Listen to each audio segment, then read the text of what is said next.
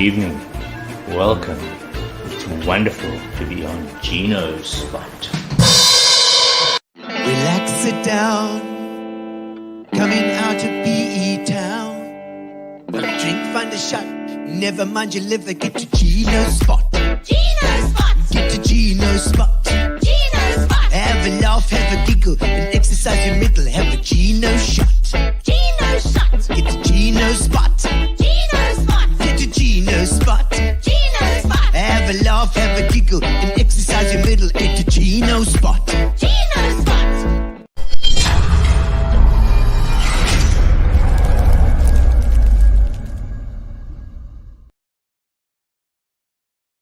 Gentlemen, welcome to Gino's spot. It is Tuesday, and we're ready to go. We're in Gino's spot. Gino's spot has been going for I don't know how long. We must actually work out when the first one was. Who knows? I can't remember when the first one was, but it's certainly about a year and a half ago, possibly getting close to 2 years. And Carol Jacobs is on the ball. East London is on the ball today. First comment in. Fantastic. Get your comments. Bring in your comments. Let me see where you're watching from. What you drinking? I'm drinking some always my Fitchin Leads. I've decided to do what called an island fish bowl. Island fish bowl, which is very nice. Island fish bowl. So it tastes like that. It reminds me of the Coco Rico stuff that we used to have in high school. That's why I'm wearing my high school jersey, because my guest is, I think, was an ex-VP boy, and Brian Wilkinson. Hello, Brian. Lovely to see you on board as well. Lovely to see you there. Good evening, indeed. So I've got my rugby outfit on. I've got my sports outfit because I'm sure we'll talk a bit of sports. Derek Alberts, our guest tonight, is a sports fanatic, and he is working for Supersport as well. We got a scoop tonight for Gino's spot with famous people coming on here. I'll tell you what. And of course, we've got Derry coming on with Derry does the what you watching as well tonight. So thank you to our sponsors, Fitch and Leeds. Thank you to Fitch and Leeds. Ching, ching. And thank you, of course, to Spar, which they've been far marvelous. Both of our sponsors have been incredible. And also Amobia has been doing our internet now also for about a year and a bit now. Fantastic that the sponsors have stuck by us. Isn't it wonderful? Indeed. So tell me what you're drinking, ladies and gentlemen. Tell me what you have in your hands, and tell me where you're watching from and what you've been doing. Tell me anything. I don't care what you want to tell me. It's fine. You can tell me whatever you like. Let's do a little song. Let's sing a little song for you guys. Welcome to Gino's spot. And we're having a good time tonight. Mustang Sally. Bet you're gonna slow your Mustang down. Oh, hey, that porters are in the house. Oh, say, Pereira, no, baby. Josie, in Carica with the dry lemon. I'll make your lips go dry lemon. They're running all over town. Bet you better put your fat fleet on the ground. Fat fleet on the ground. Let's have a little bit more to drink.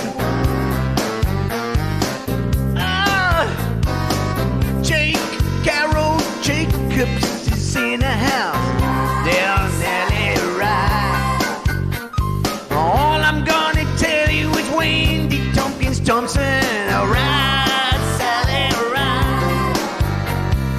All I'm gonna say, the Bucks are back in town.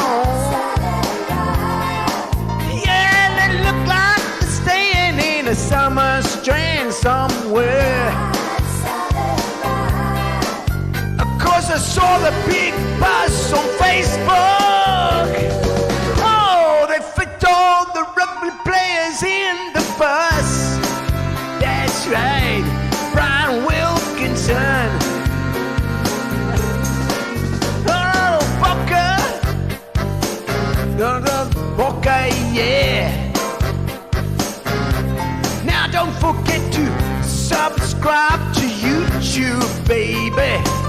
'cause we're moving there. Mustang Sally now, baby.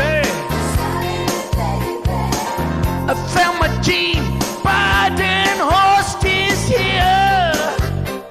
Oh, hello from down my on Durban, not inside.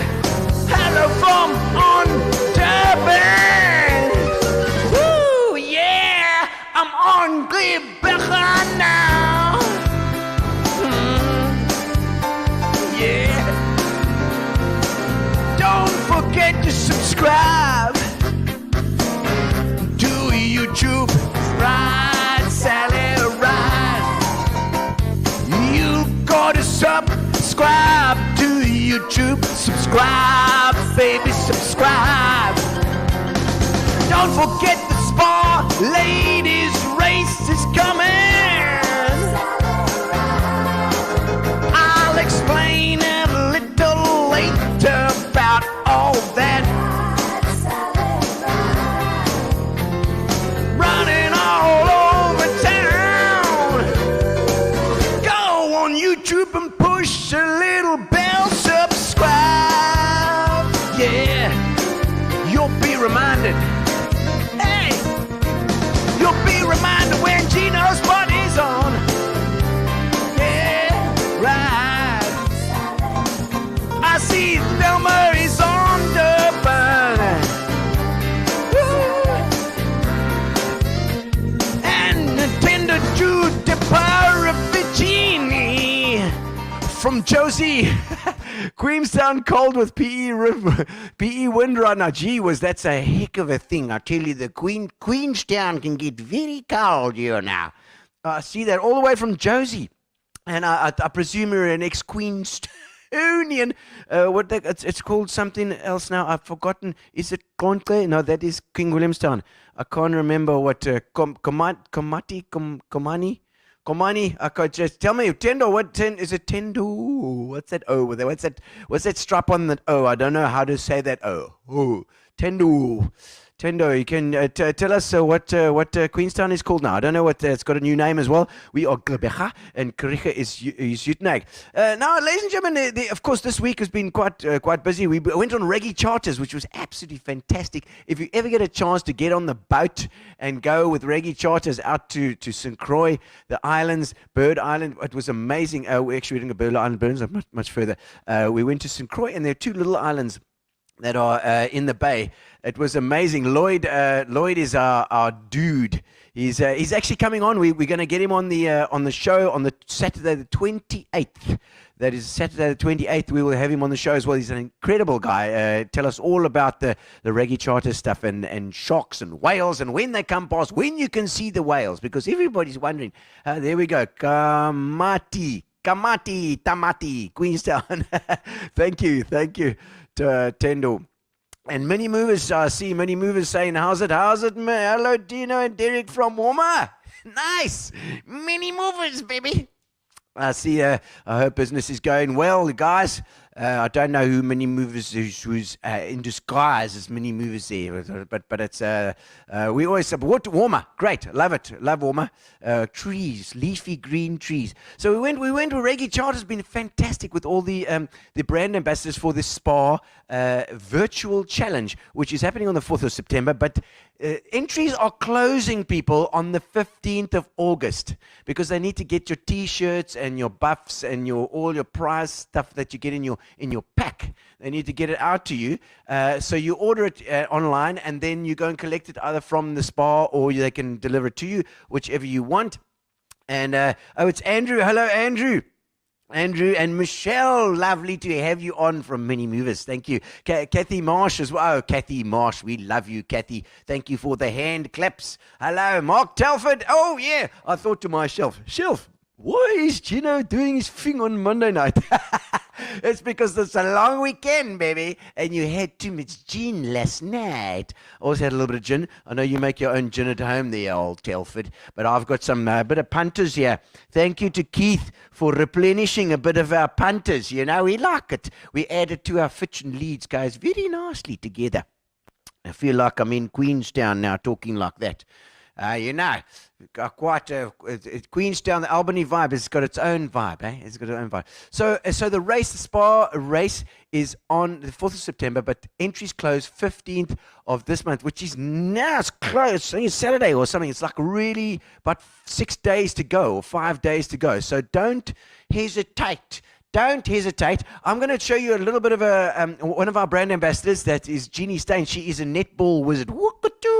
She's our local netball hero. Let's have a quick look at that little ad we did. It's nearly time for the Spa Virtual Challenge, and everyone across the country is choosing their place to walk or run. I've been running in the park. I've been passing every landmark. Up the stairs near Home Affairs, in town squares, over chairs and in the dark. I've been sprinting in the valley. I've been racing down the bowling alley. At the dock, past a peacock and some livestock. No dilly-dally. Where are you running, Jeannie? I'm running at Hobby Beach in Kiberka. Fresh air, waves at the back. This is my favorite place to unwind after a long day. So where's your running spot? We're all running out of time to enter the Spa Virtual Challenge. Entries close on 15th of August. Live limitless. Register now. Click the link. Click it, click it, click, click, click, click.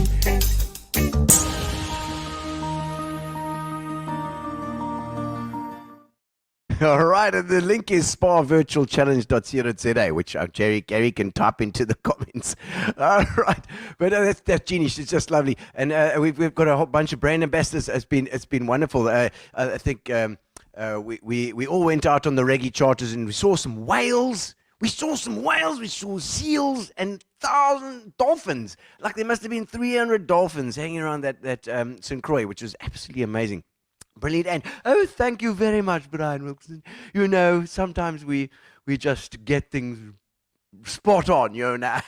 Oh, that was great, and I enjoyed doing this. This run is just also every time that you buy it, you have an entry. It's only $60. When you get an entry, they buy sanitary pads for girls at school that can't afford, and it can change their lives. It changes their lives. Indeed, because they can get to school and they can carry on as per usual. Such an easy solution for something like that. Okay, so ladies and gentlemen, of course we have. Anything else I'm forgetting here? I don't think I'm forgetting this. It's just our sponsors, Spa and Fitch and Leads, and then there's the Spa race, and then there's also we have tonight. On our program, of course, Darren Fuller, who's going to come and do What You Watching.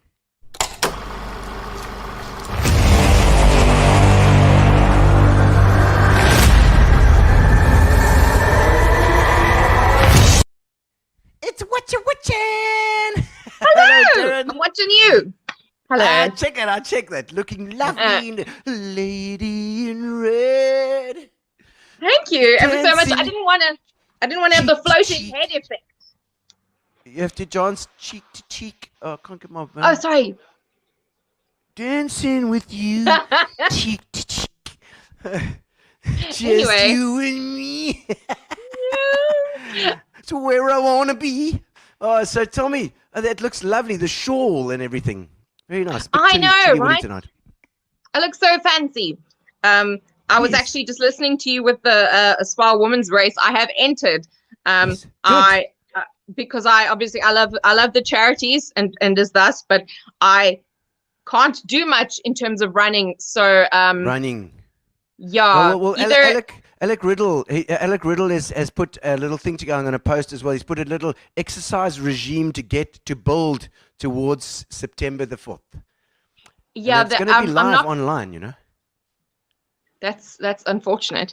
Okay, so at No, least not people will you. know. They will know where to find my body then, at least. Yes, They'll well, know where to they pick should me be able up. to find. Yes, they'll be able to pick you up out of the river in the river mouth. When The I pass Glebe- out, yes. Glebecha, the Glebecha River. Oh, no. Oh, dear. Looking forward to that. Oh yes. So you're going to be running the trail then, are you? Yes, I'm Well, going to be running. walking. Technique. Excellent. Yeah, No, exactly. You can walk wherever you like, and you can walk even if it's only 5 centimeters, even if it's just a roll, stagger, roll. It's fine. I'll finish on the 3rd day when they find me. But anyway, yes, I'm very keen. Okay, well, tell us what Okay. we should be watching then, Darren. Well, hey guys, just so you know, here are my new set of earrings. It's supposed to be like a cute little bag of fish. You see, kind of. Anyway, this is fish from Wish. So, obviously, because I tell you every week, I'm still on my supernatural journey. I'm on season 6 now. I'm still Team Sam, Team Castiel. But yes, but weirdly enough, it just occurred to me after watching an episode lately that now, as you know, I work for the blood bank. And this has really changed my outlook on some episodes that I've watched of my favorite series. So, like, for example, you know, I used to love Alias, and in this one episode, this guy's trying to kill Sydney's sister, and she's in a hospital bed, and they're like, bam, bam, bam, bam, there's blood, and you're like, oh my god, oh! And then they take away the blanket, and it's like, oh, thank goodness, it's just a bunch of, you know, blood bags. Thank goodness she's still alive. And now I'm like, I'm sorry, you monsters. I see Oneg there. That's not funny. Are we a joke to you? So yeah, anyway. And yes, recently there was an episode with Supernatural, and then there was a blood van, and the vampires are just stealing our blood units. And it really made me cross, because how are they going to reach target? Anyway, nevertheless. So guys, this week I watched a new film that came to Netflix called Aftermath. It has Ashley Greene in it, who was from Twilight. I really enjoyed it. It's a typical premise, you know, a couple, they're having some marital issues, and they find this house that's being sold for not so bad because someone was in it. But nevertheless, it's a beautiful house, and you know, they want to start anew in this beautiful house, which they do. And this house is beautiful and it's so lovely, but of course somebody was murdered in there. Why? So they're staying in this house, and the lady starts to think like, wow, okay, why is that soccer ball over here? Why is that over here? Why is there an arm outside of my bedroom door in the middle of the night? So yeah, lots of creepy things ensue. Obviously everyone thinks she's crazy, you know, gaslighting, but it's really good. And I did not expect the ending. I really thought it was going in one way, but it went in another. So it was very enjoyable. That's Aftermath.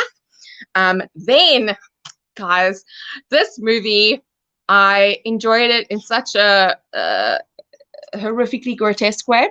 So it's also new to Netflix. It's called The Swarm. It's a French film, but it's also English dubbing. So it's a single mother, and she's trying to support her children, maintain the tenuous relationship with her teenage daughter, take her son to soccer camp, but she can't because she can't afford it.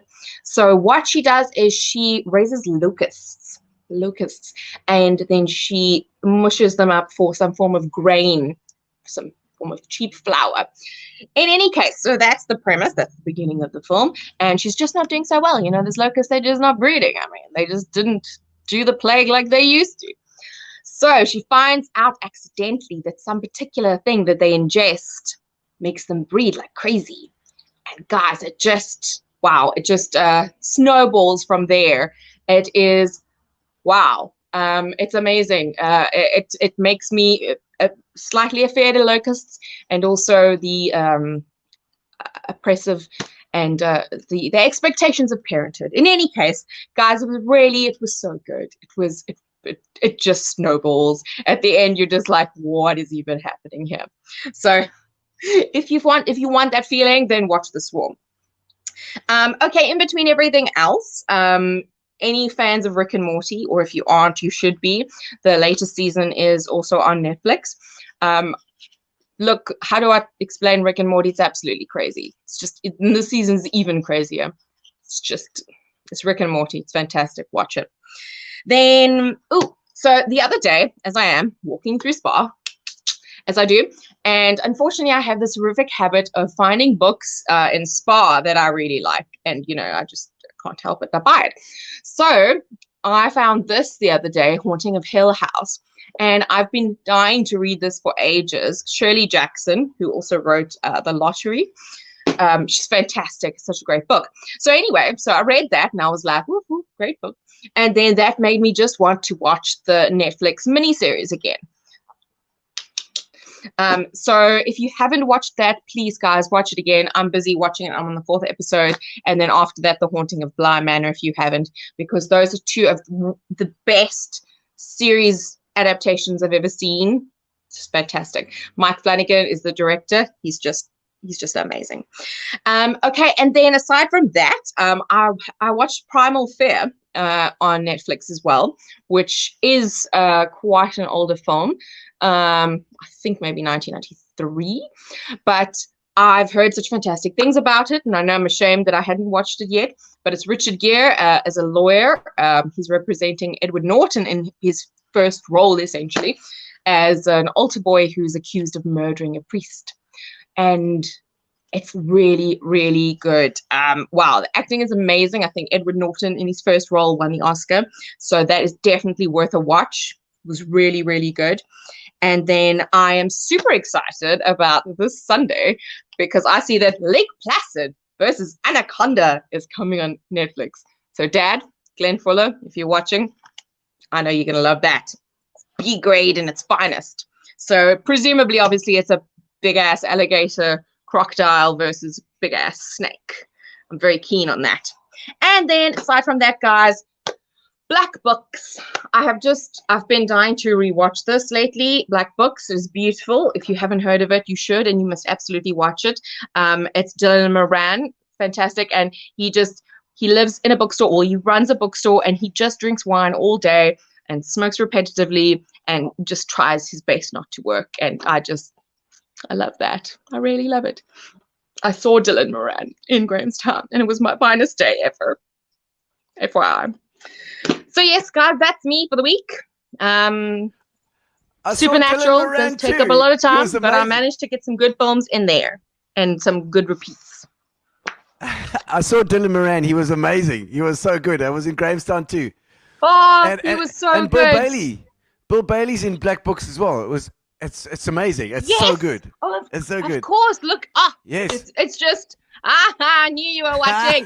It's my dad. I knew you'd love that movie. He's check Lake Placid and Lake. You know the Romans used to do that. Hey, they used to, like, if you want to find out what'll win between, like, have you ever thought, like, well, lion, like a lion is the biggest thing ever, right? No, a bear, a bear. What would win? So basically, you just choose your contenders and like put them in a ring and see who wins. That's it. But the Romans used to do it in the ancient Roman gladiator times. They used to put big animals and stuff together. Nothing surprises me about what the Romans did. I mean, they had a vomitorium and people were selling gladiators' sweat as a necklace. So nothing surprises me about that particular era. Yes, they were. They really were. It's gross. Well, the truth is, sometimes the lion used to win, but only if it got in early, because the bear's got more stamina. Yeah, no, that is quite fascinating. I would hope that they would be genetically mutated. Otherwise, I don't really know if I'd want to watch I it. don't really like that stuff. Okay. No. Yeah. I mean, if it has a mutated snake's head, that would be awesome. Oh, yeah, that Lake Placid thing. Well, it would be. It would have as well. And it's going to be like they're all going to get eaten by locust nado. It sounds like. What was that movie called? The Swarm. Oh my gosh, you need to watch that. It's so grotesquely bizarre. I didn't know what I was watching by the end, but it was so good.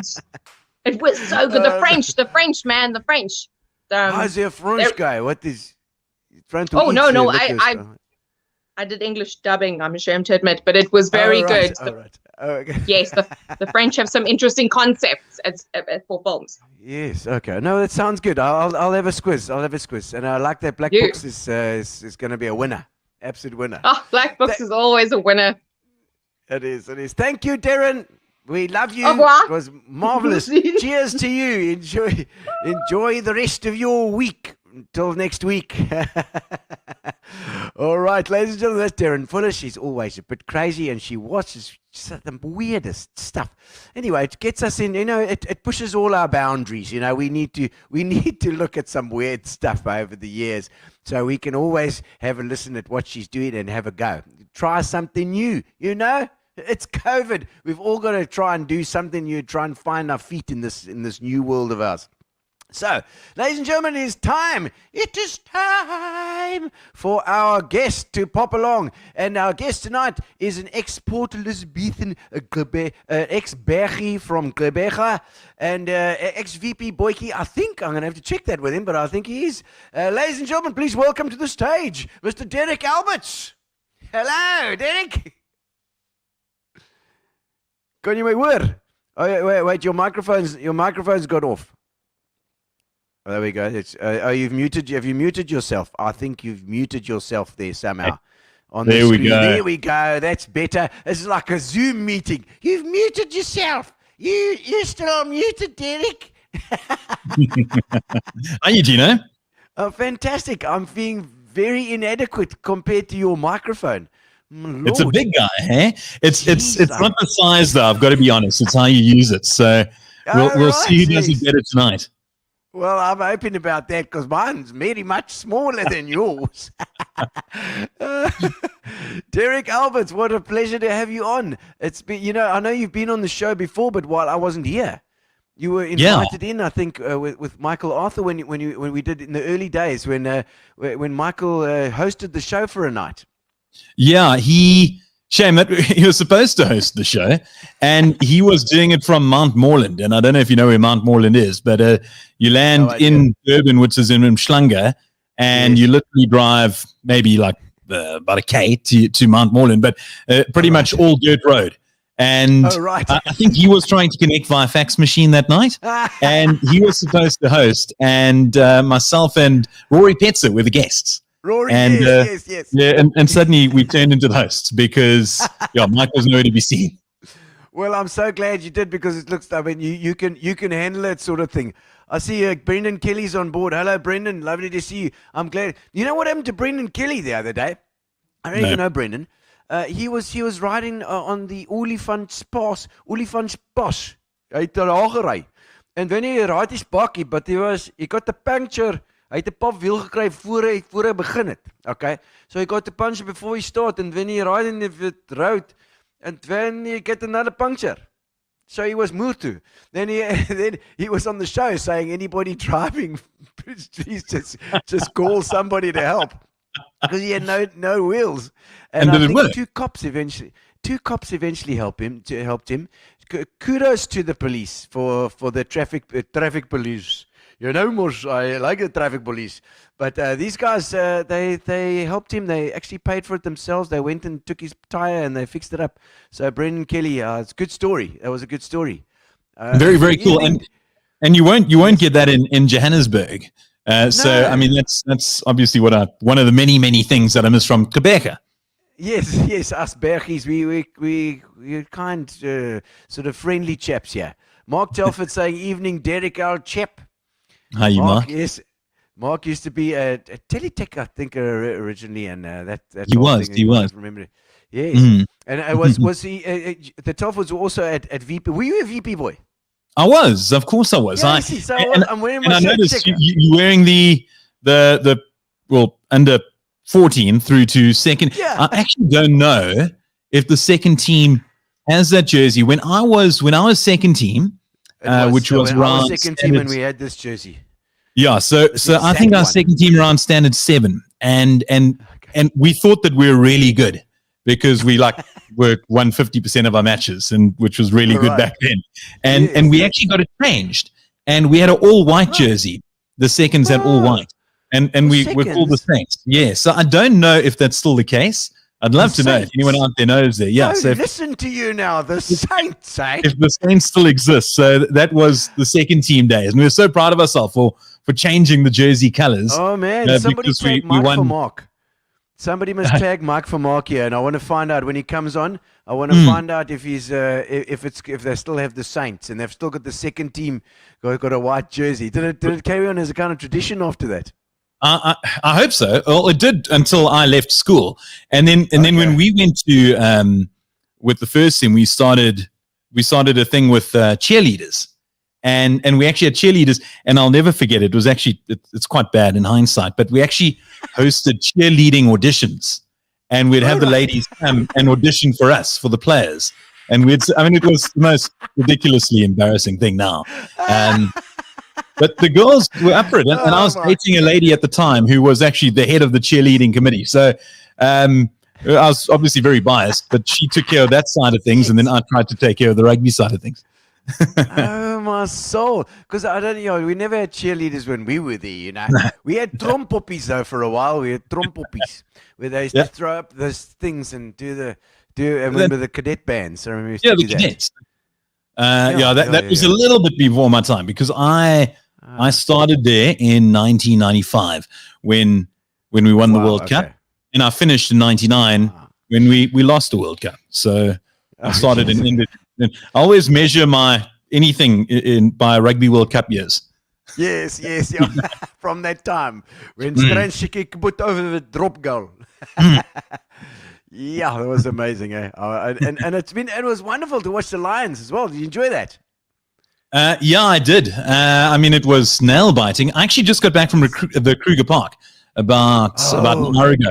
I'd lovely stay at a place called Meditwe Lodge. Ooh. We were going for a bunch of game drives, myself, my girlfriend, Kat. And on Saturday, one of the game drives was taking place on the Saturday afternoon. I said, well, there's no ways. I'm going to be sat down in the pub watching the entire thing from like 3 o'clock, the build up, the works. And they all went in their game drive, and it was the most magnificent thing because I booked our chairs in the middle, and these foreigners arrived, and people started getting in, and no one really was interested. And I actually said to a gentleman who sat next to me, who I think he's actually got a bit of history at the Blue Bulls, and I said to him, there's an elderly gentleman, a guy named Hans, really, really nice guy, and I said, imagine not liking rugby. And he looked at me and he said, you know what? I did my MBA 2 years ago, and this guy is probably in his 70s. Lovely guy. And he said, and for the first time in my life, I encountered a man who didn't enjoy rugby. And he was in my MBA group. And then I realized it's something I'm just going to have to deal with in my life. There's humans out there that don't enjoy rugby. And we watched the game. And, they exist. I know you're not one of them because you dressed like one, so that's fantastic. But it was a great series. It was. Someone said today, it was quite funny. A friend of mine, Evan, said his only disappointment is the fact that we didn't win by 1 point. Because, and I actually kind of concur. Yeah, I kind of concur. Just for the next 12 years, we get to rub it in their faces that we are the 3 points. Yeah, it came down to 3 points in, and they played so well, and both teams played so well. I think that both teams played well. There was never that. There was always a chance we were going to score, and there was always a chance they were going to score. But in some way, there was no stress involved. It was like, come on! It was just pure go for it. I don't know what game you were watching. There's plenty of stress from my side. I was like, no, he's actually going to take it for sure. I just knew. Man. I was exceptionally worried. But we Lions champions. We World Cup champions. We rugby championship champions theoretically because we didn't take part in the last one.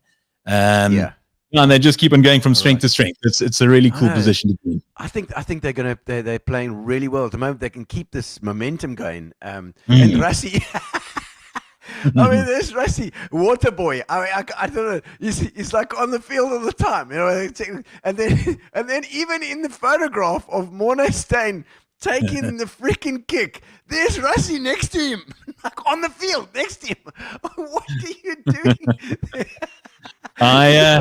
He's a wily old fox, and the nice thing is, I've heard stories from the camp. They play a good cop, bad cop between him and Jacques Ninaber, the coach, and it's amazing. They said because Conor Murray even said that the Lions scrum off and captain for a day.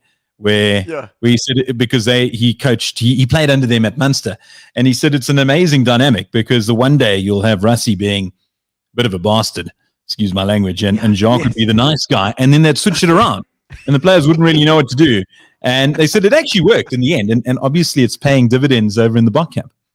Amazing. And he played that game like that mind game. Rassie just played it so well. He was really incredible. wily. And you know what the thing was with the video that he released, and folks are furious because, you know, he tore it apart. And I kind of agree with it in a sense because, you know, I'm a rugby guy and people were saying, you know, it's almost going the way of football where everyone's complaining about referees and things like that. Yeah. And people forget that Warren started it in that first test when he spoke about the TMO being South African. And and so he got the upper hand because then Marius Jonker was under pressure, and then he started any 50-50 call, he started going the way of the Lions because of what Warren said. Yeah. So I can imagine Rassie and his think tank were sitting there saying, how can we take this up a level? And he released a hour-long video, and suddenly Ben O'Keefe, who was the referee for the second test, I won't say every 50-50 decision went, but suddenly he was like, well, the spotlight's on me. Now I kind of have to favor South Africa. Sia, come closer. Let me make sure you're hearing me. You know, calling on Sia all the time, making sure he's giving respect to him and respect to the new the Wales captain. Oh, I say Wales. I love because the British Lions for me have always been about Wales because my uncle was Welsh and he was just loving the Lions. And that time in the 70s with Gareth Edwards and those guys, they were like heroes back then as well.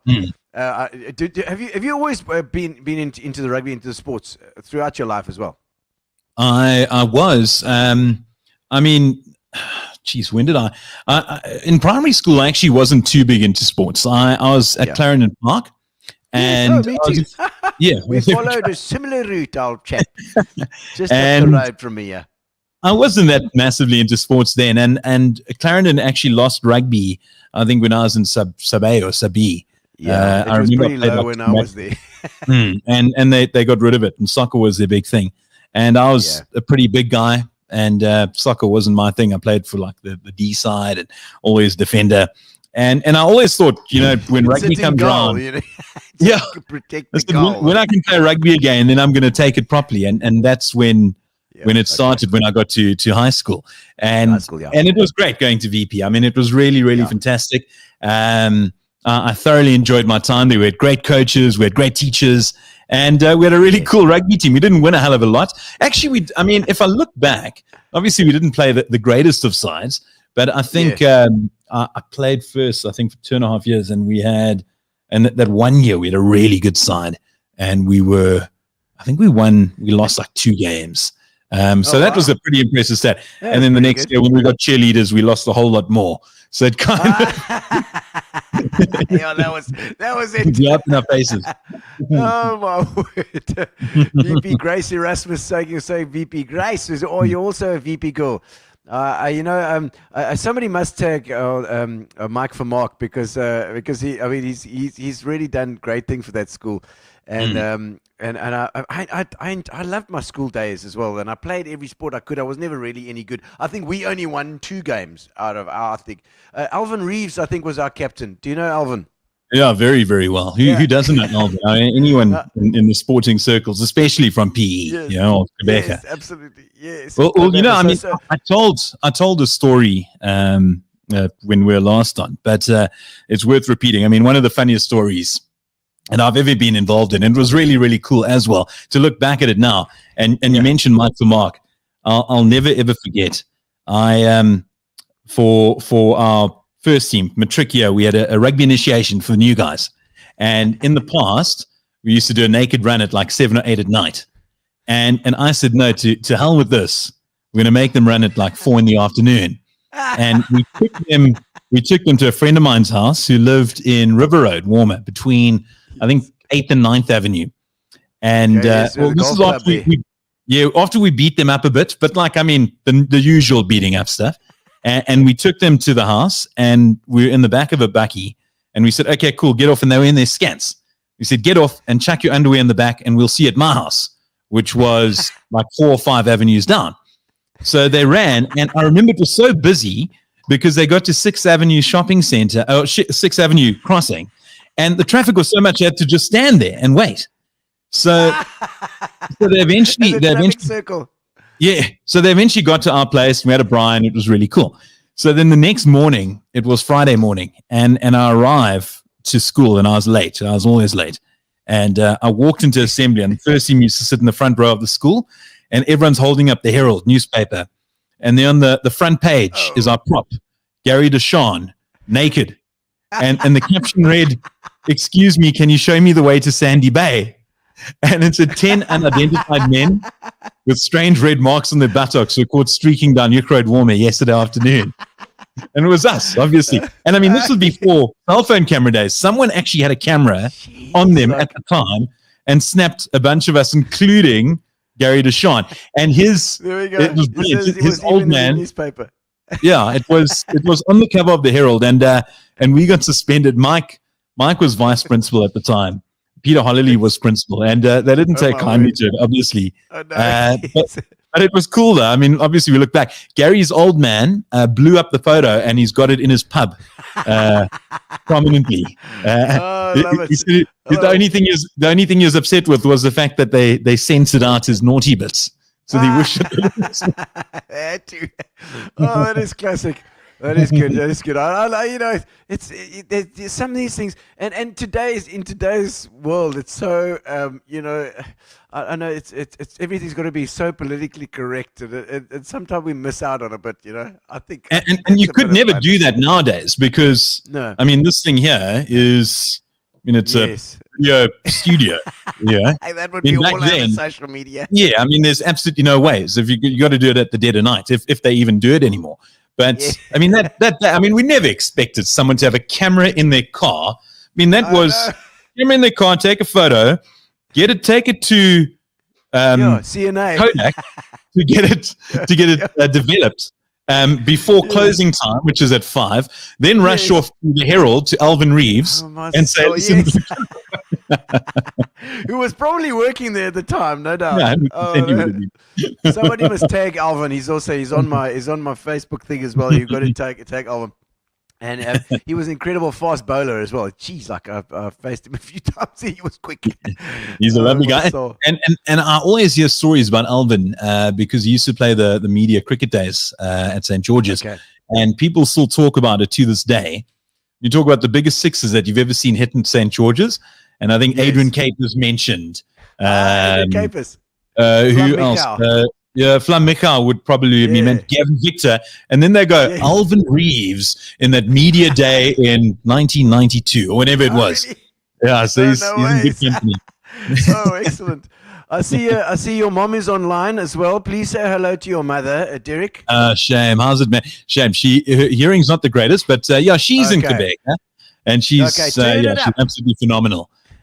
So great to have her on board. Thanks, Mandy. There's Barbara. Love you, Barbara's tagging Alvin for us. So Alvin should be on. I hope he comments. I hope he gets a comment in. But now, Derek. So let's go. Let's go. What are you doing at the moment? What is your current project? You've just been buggering around in the Kruger Park and playing golf and God knows what. I mean, you think you know everybody's battling for jobs here. Yeah, I mean the golf thing I absolutely love. I really, really do. So one of the things behind me, you can kind of see it. I've got a company called Radar Media, which is a production and media house. So it's really cool. Radio. There we go. And it's really cool. We focus on travel and sport and media. We syndicate a lot of it through Supersport, who I also work for. And the name is a play on words. So Ray is my business partner, Ray, and the DER is DDR for Derek. And about a year and a bit, and a year a bit ago, we brought on another good friend of ours, Tyrone Barnard, and he forms up the triumvirate of Radar Media. See the guy on the top there, then. That's him. Chap on the top that's with the horns. Actually, that could be him, man, because he does have a big beard. I didn't even realize that. Now, I'll tell you what, Tyrone's lost. He's in the logo. Yeah, he is. There we go. Ray, Der, and Ty. There he is right there. Jeez, actually brilliant. Thank you. He's going to love that. And he does. He just needs horns and he'll look the part. But It gives it horns. he does. He does. He's a great worker. And the other thing, he is the top. He is the one of the top CAs under 30 in South Africa, which is unbelievable. He's an incredibly smart man. He won the Seika top 30 under 30. And do you remember that show, A Word or Two, many years ago with Jeremy Mansfield and William Smith? And they used to do a game show where it was a combination between maths and words. And Tyron, and I always embellish the story because the age gets younger and younger. I think he was about 12 where he made it through to the final. And he lost out. He lost it out in the final to the eventual winner, who was this lady. And he was so bleak because he's a sports nut. And the conundrum came up.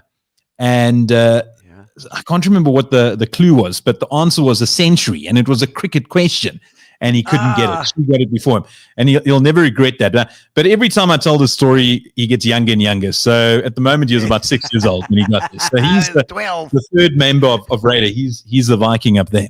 But we specialize in sports and media and travel. Ray just got back from Tokyo with the Olympics. He was with Team SA.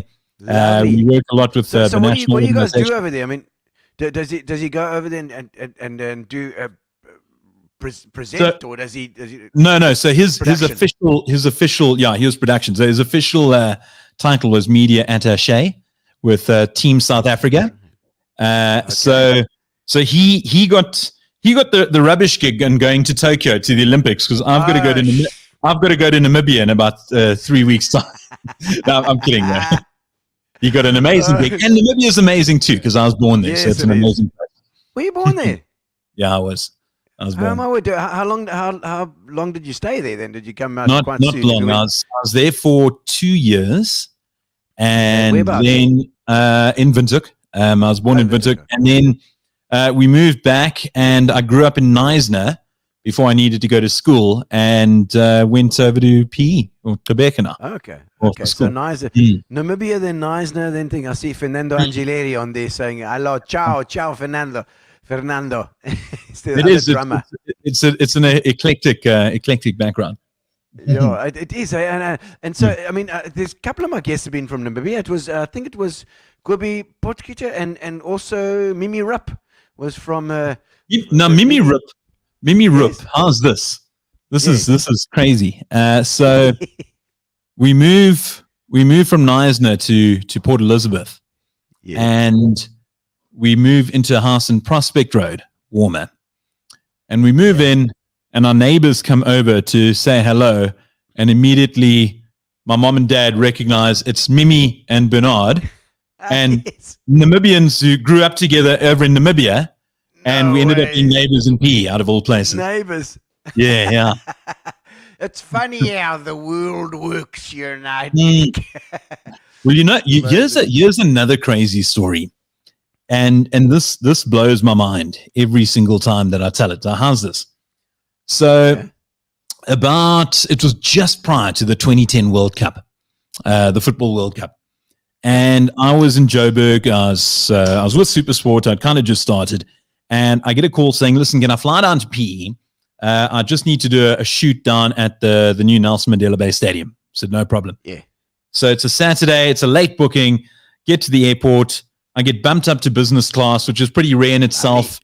Get bumped up. Walk in. I sit next to a gentleman. We exchange hellos. That's pretty much it. And I sit down. And I'm reading John Smith's biography. So we're flying. And about 5 minutes to landing, this guy strikes up a conversation, starts asking me, is it a good book? And we chat a bit, hell of a nice guy. So he says, listen, do you know much about PE? So I said, yeah, actually, I grew up here. I went to school here. And he said, okay, cool. He goes, well, he's actually from Zimbabwe, and he does a lot of work in Johannesburg. And he had a friend who he used to work with a lot, who unfortunately passed away in a car accident about four years prior. And on a whim, he decided on that day, he had a weekend off in Joburg, he was going to fly down to PE and look for this guy's gravesite. That was it. He didn't know PE. He thought PE was literally a village where you could land, say, where's the graveyard, go and look for names. And he said, do you by any chance know him? And it turned out, and she's a very well-known person too, Donna Watson's brother, who unfortunately passed away in a car accident. Donna Watson, at the time, her and I dated in PE Oh, my when her brother Anthony died. And we ended up, I mean, he was an amazing guy. And for his, when we had the funeral, he was buried on the family farm in Kombadacha, which is between P and Grahamstown. So, I mean, there's no ways he would have physically found this thing. He ended up sitting next to someone who was kind of directly involved with the Anthony's burial. I mean, it was mind blowing. We landed in PE. I immediately got on the phone with Donna, put her in touch with this guy, and he went and saw his good friend's gravesite. So, and that still blows my mind. Yeah, those little things happen. I see Jenny's watching from Greece. Derek. Oh, Jenny. Who's Jenny? That is there's Shame. She's my dad's sister, my aunt. Oh, there she is. My late dad's sister. Yeah, she's been in Athens for most of her life now, actually. But also from PE originally. Yeah, Vrotsos. She was at school at Newton Tech. I'm not too sure, but she grew up and they actually knew the Mulders. Carmen and Ronnie Mulder all grew up with my parents and their family, or my dad and their family. They knew them quite well. But great to see you, Jen. Lovely. Auntie Jeannie, thanks for watching as well, Auntie Jeannie. Amazing. Vrotsu doesn't sound nice in Afrikaans. Vrotsu. Vrotsos. Vrotsos. Yeah, Vrotsos. Yasu Vrotsos. Shame. One of the great, probably one of the most drunk I've ever been, my apologies, was in Berlin at my cousin's wedding, who's Jenny's son, Nikita. And and he's a Greek and he married a Russian and the wedding was in Berlin. So it was a combination of Greek food, Russian vodka, and German histrionics. Yeah, German beer. So it was a fantastic. Oh no, Graham Howard's online as well, saying, "How's it?" I see that. Fantastic, and Ruth van der Merwe watching from Bots. Whereabouts in Botswana is that? Is that Gabs or is that in Maun or where? Johan Ferreira, tell a funny airplane story. Tell it. Tell it. There's quite a few, Johan. So Johan is an old friend. He's an amazing guy. He worked with me at Supersport, and he's now in Paarl, where he's head of. He's a national sales manager, but he also does work for Bok Radio. So he's a sportsman at Bok Radio. I'm trying to work out if the airplane story was referring to when we came back from Cape Town, or if it was when we were booking a flight. I think I'll talk about the booking the flight story. So. We were coming back from a work trip in East London where it was a cricket game. So we went down and Johan and I were both commentating. I was presenting Buffalo Park. There we go. Buffalo Park. And so we're flying back. Bulldogs.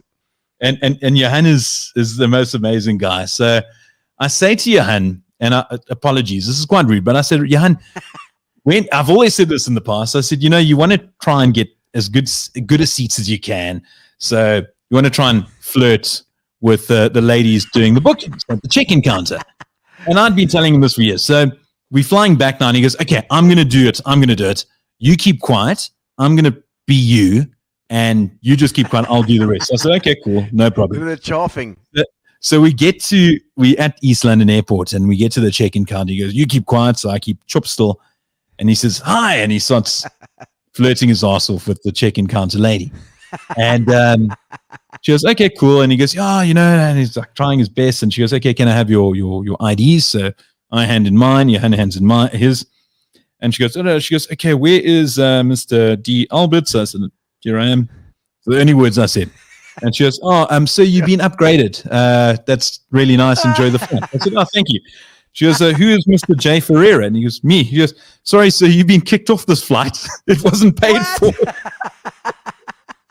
Wasn't paid for. So cheers, Jan. Not if I went Jana to wait for the next one. It was very bad of me. No, that's terrible. That's terrible. I see Derek and I have been Facebook friends for over 10 years. I think we met at Wesley's wedding. Was that the wedding you were talking about? No, that wasn't. But Carol, you remember, Gino, you and I took part in the amazing race. Yes. Down the Eastern Cape. That was fantastic. It was superb. So it was myself and Lauren Mungo were in a team. You were at Denver Burns. So we had Makai and Tina and Kobani Bobo. We had a whole bunch of teammates, and it was really cool. Elwin was there. Rory Duncan was there as well. Rory Duncan, Clayton Moraa. Yeah. And I think the last day we ended up at, I think it was at Green Acres, and I can't remember what the challenge was, but Lauren realized that there's a spur there owned by Carol, and she could help us. Yes. And she immediately got on the phone and got hold of Carol, and I can't remember what we needed, but immediately we need to get signatures. We had to get signatures from everybody. She probably got them all from all the people in the spur. Carol said, no worries. and she said, just go to the entrance, ask for a lady named Ruth, whatever it could have been. And she said, get there, and then we'll take it from there. And that's exactly what happened. And we didn't end up winning because you guys won. You in Denver. Yeah, we did. You won the whole thing. But it was great, though. Eh? Jeez, I enjoyed that. It was good fun. I see Alvin Reeves saying, I took part in the Amazing Grace. Dear. Oh, no, Alvin, we were just talking about you, buddy. You'll have to rewind a bit. But and Johan Ferreira is saying that's exactly how it happened. I see that there. and I see Nigel Harty's online as well. He says, awesome boys. Awesome, boys. Lots of stories you can share.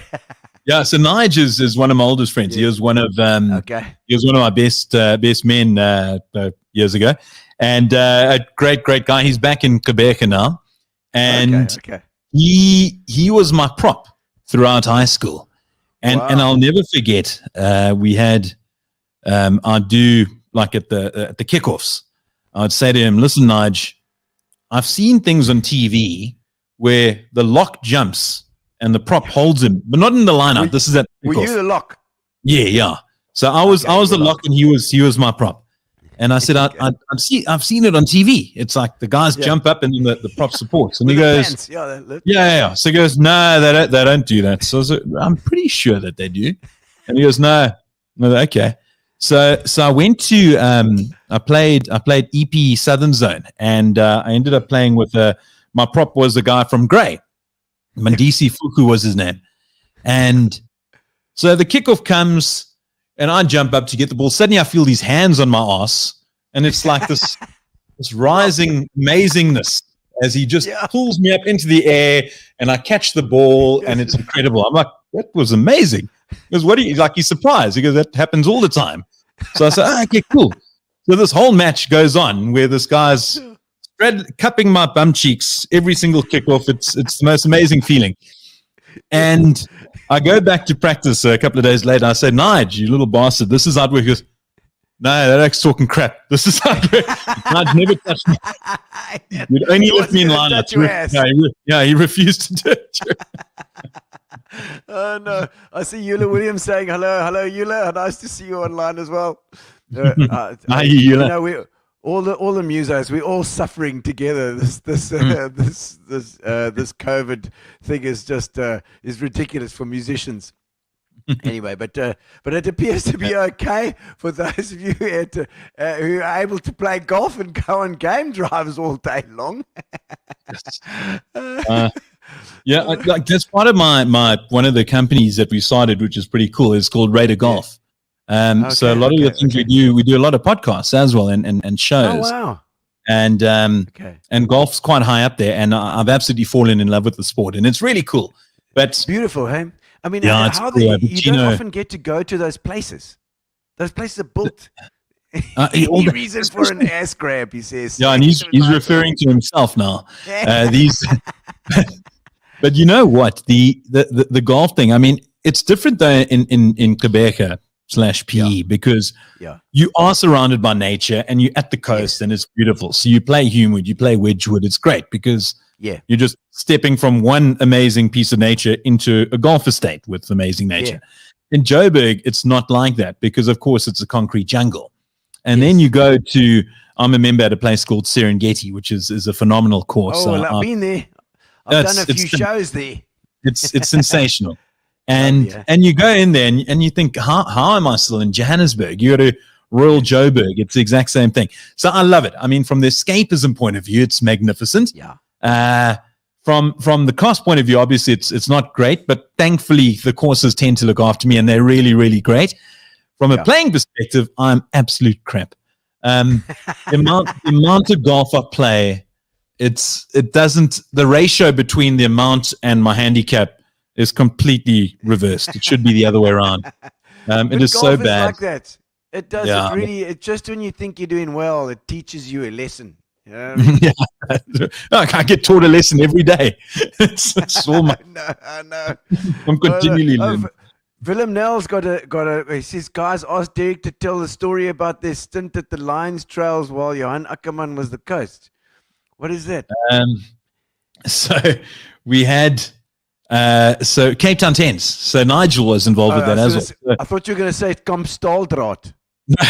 So what happened was we took part in Cape Town Tens about 6 or 7 years ago for the first time. And we had our VP coaches, Mr. Potgieter and Mr. Janssen, come on board as the coaches of the team.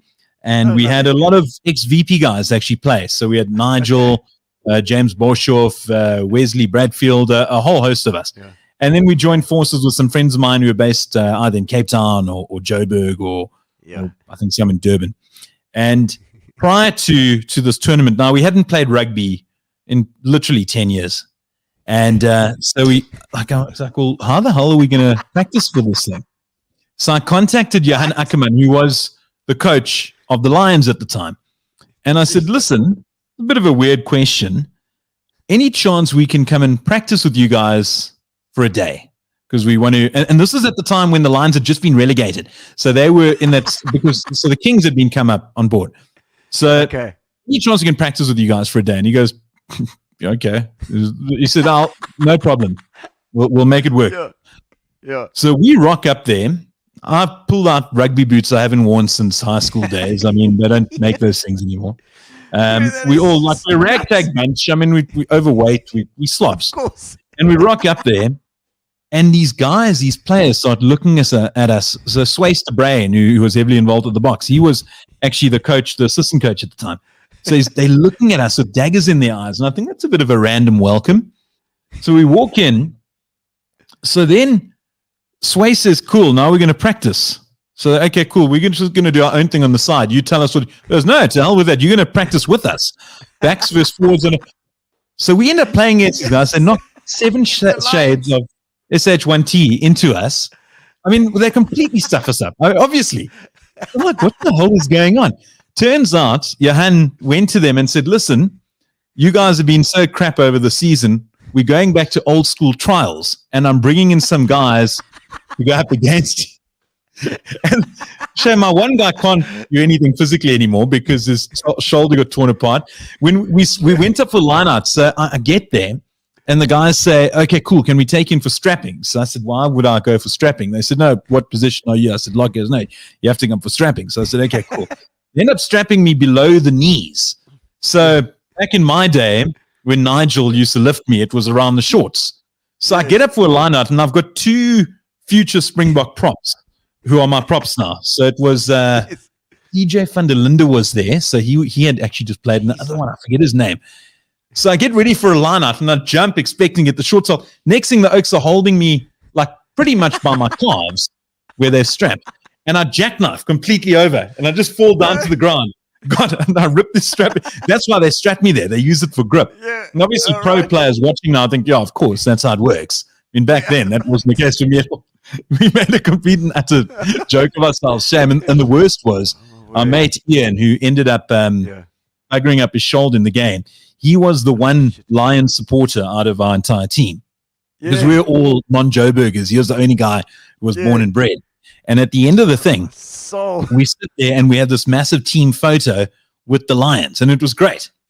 Yeah. We sit there with the team photo, and I started looking for Ian because I think, geez, this is such a great pub photo for Ian. And I said, Ian, where are you? Because we're on this WhatsApp group. Yeah. The next thing I get a photo from Ian in hospital with the thumbs up.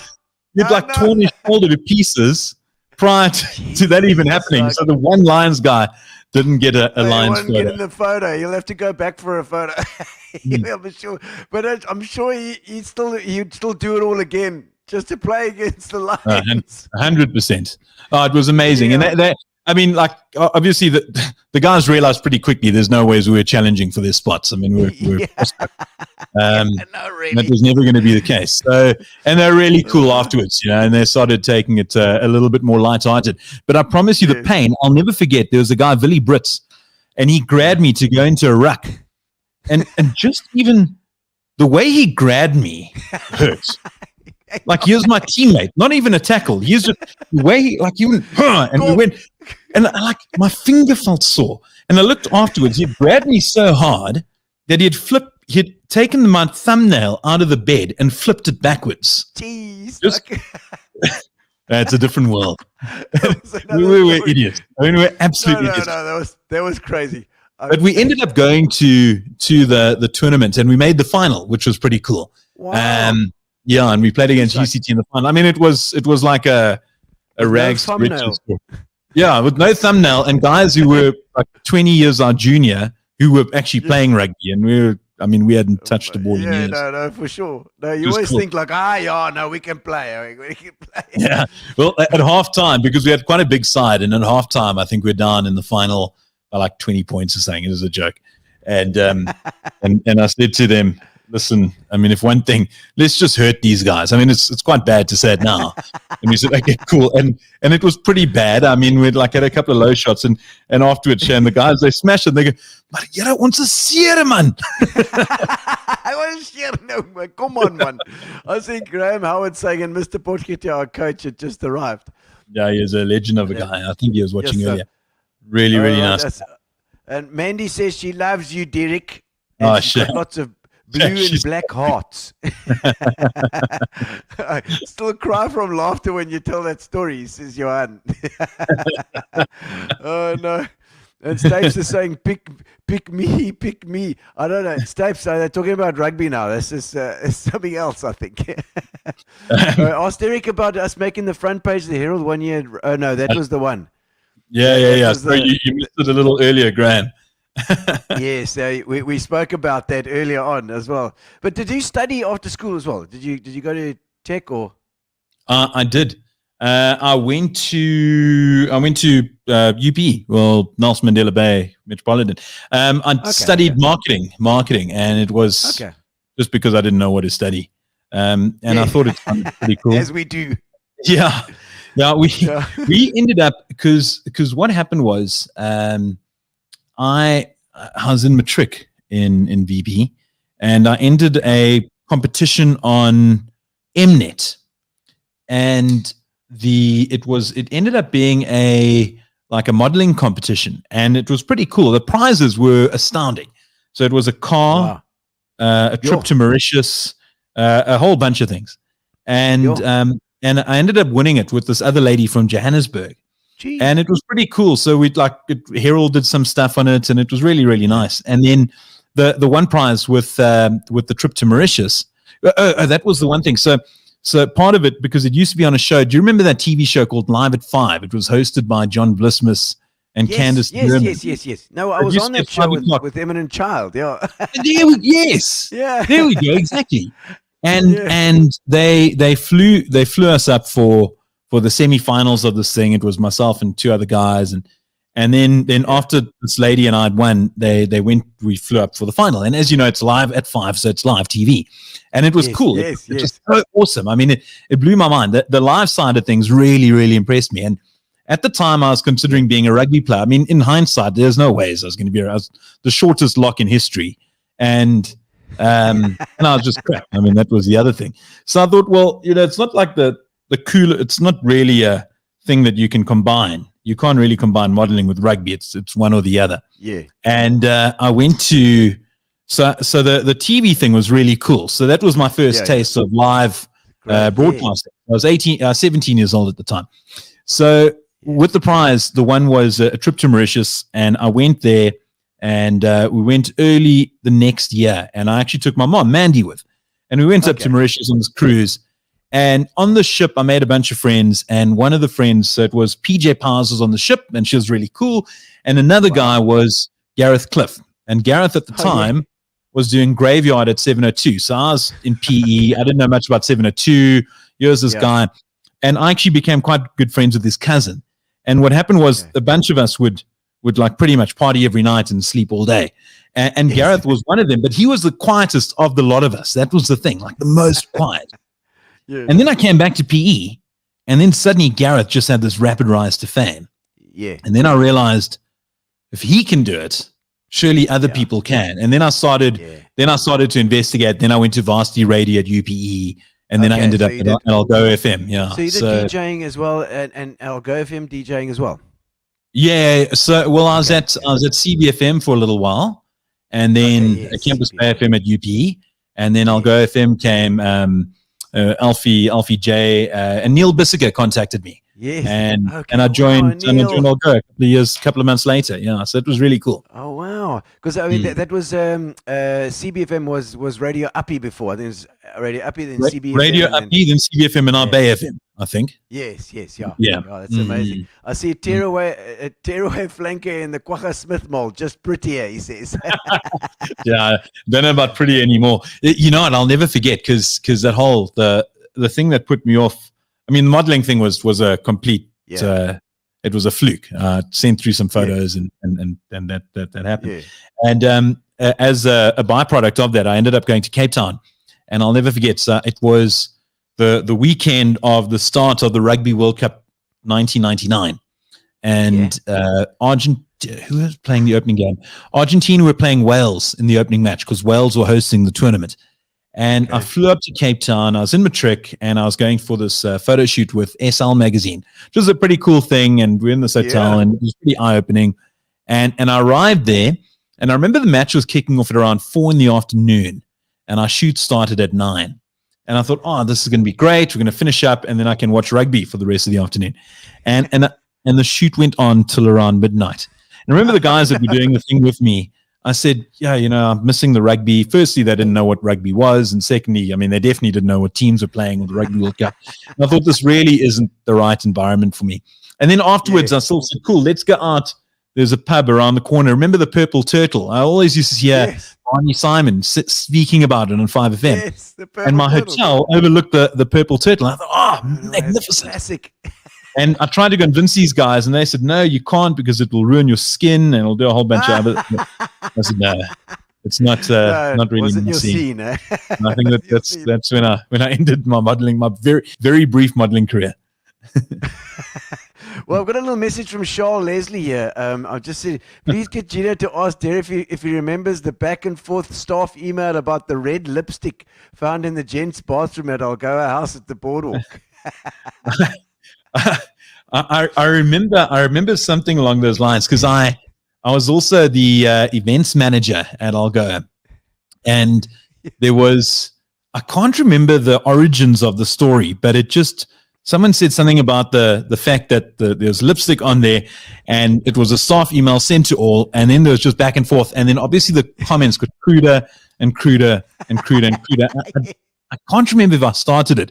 And at the end, Dave Tiltman, who was the MD at the time, next thing this email just came back and just said, enough. And that was it.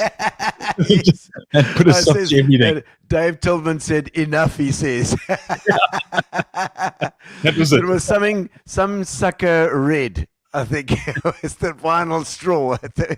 Something sucker red, I think, was the final straw, it sounds like. Johan Ferreira, did you know Derek does the voiceover to introduce the referees before a match on Supersport? So my question, Derek, who was the worst ref of the Lions series? Nick, Ben, or Matthew? The one that we lost. It's got to be Nick. It has to be Nick. There's absolutely no question. I must tell you another story about Johan. So Johan, the one day he phones me and he's up in Joburg, and he gives me a call.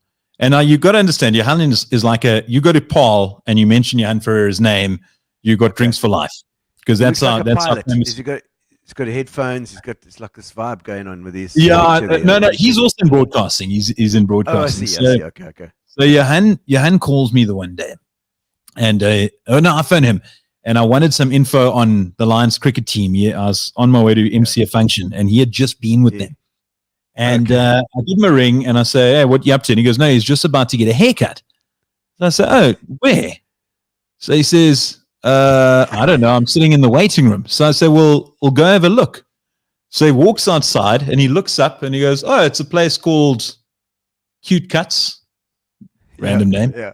So I go, oh, where is it? He goes, no, Olivedale. So I go, oh, cool. Okay. Then when we find out the info, so he goes and sits down again. Cheers. Thanks for the info. And I wait about 10 minutes and I quickly Google this place's numbers, our phone. The lady answers. So she goes, oh. So I go, oh, catastrophe, my darling. Huge catastrophe. I said, what? So I go, no, my husband and I had a fight last night and now he's threatened to cut off all his hair. Please, you got to stop him. So she goes, oh, what's his name? So I said, Johan Ferreira. She goes, he's having his haircut right now. So I said, please, you got to stop him. I want you to hold up the phone and I want to hear every word. You got to tell him, your husband, Brian, apologizes for the fight you had last night. Please don't shave it off. He will make it up to you tonight. Lots of love, Brian. Right. And I'll never forget a word. She said, it's quite full. So I said, it doesn't matter. Love knows no bounds. And she goes, Johan, and I hear this, who, me? And they're in the far corner. And she repeated everything word for word. There's about a 2-second lull, and then you just hear this place pack out laughing. And then Johan's like, oh, I know who that is. I know who that is. Shame. And his hairdresser was so sweet. She's like, oh, man, that's so amazing. He goes, no. No, it's not, it's not really what it is. No, it's not what you think. Oh, classic. No, Donna Watson wants to know why you drink so many chocolate milkshakes. Is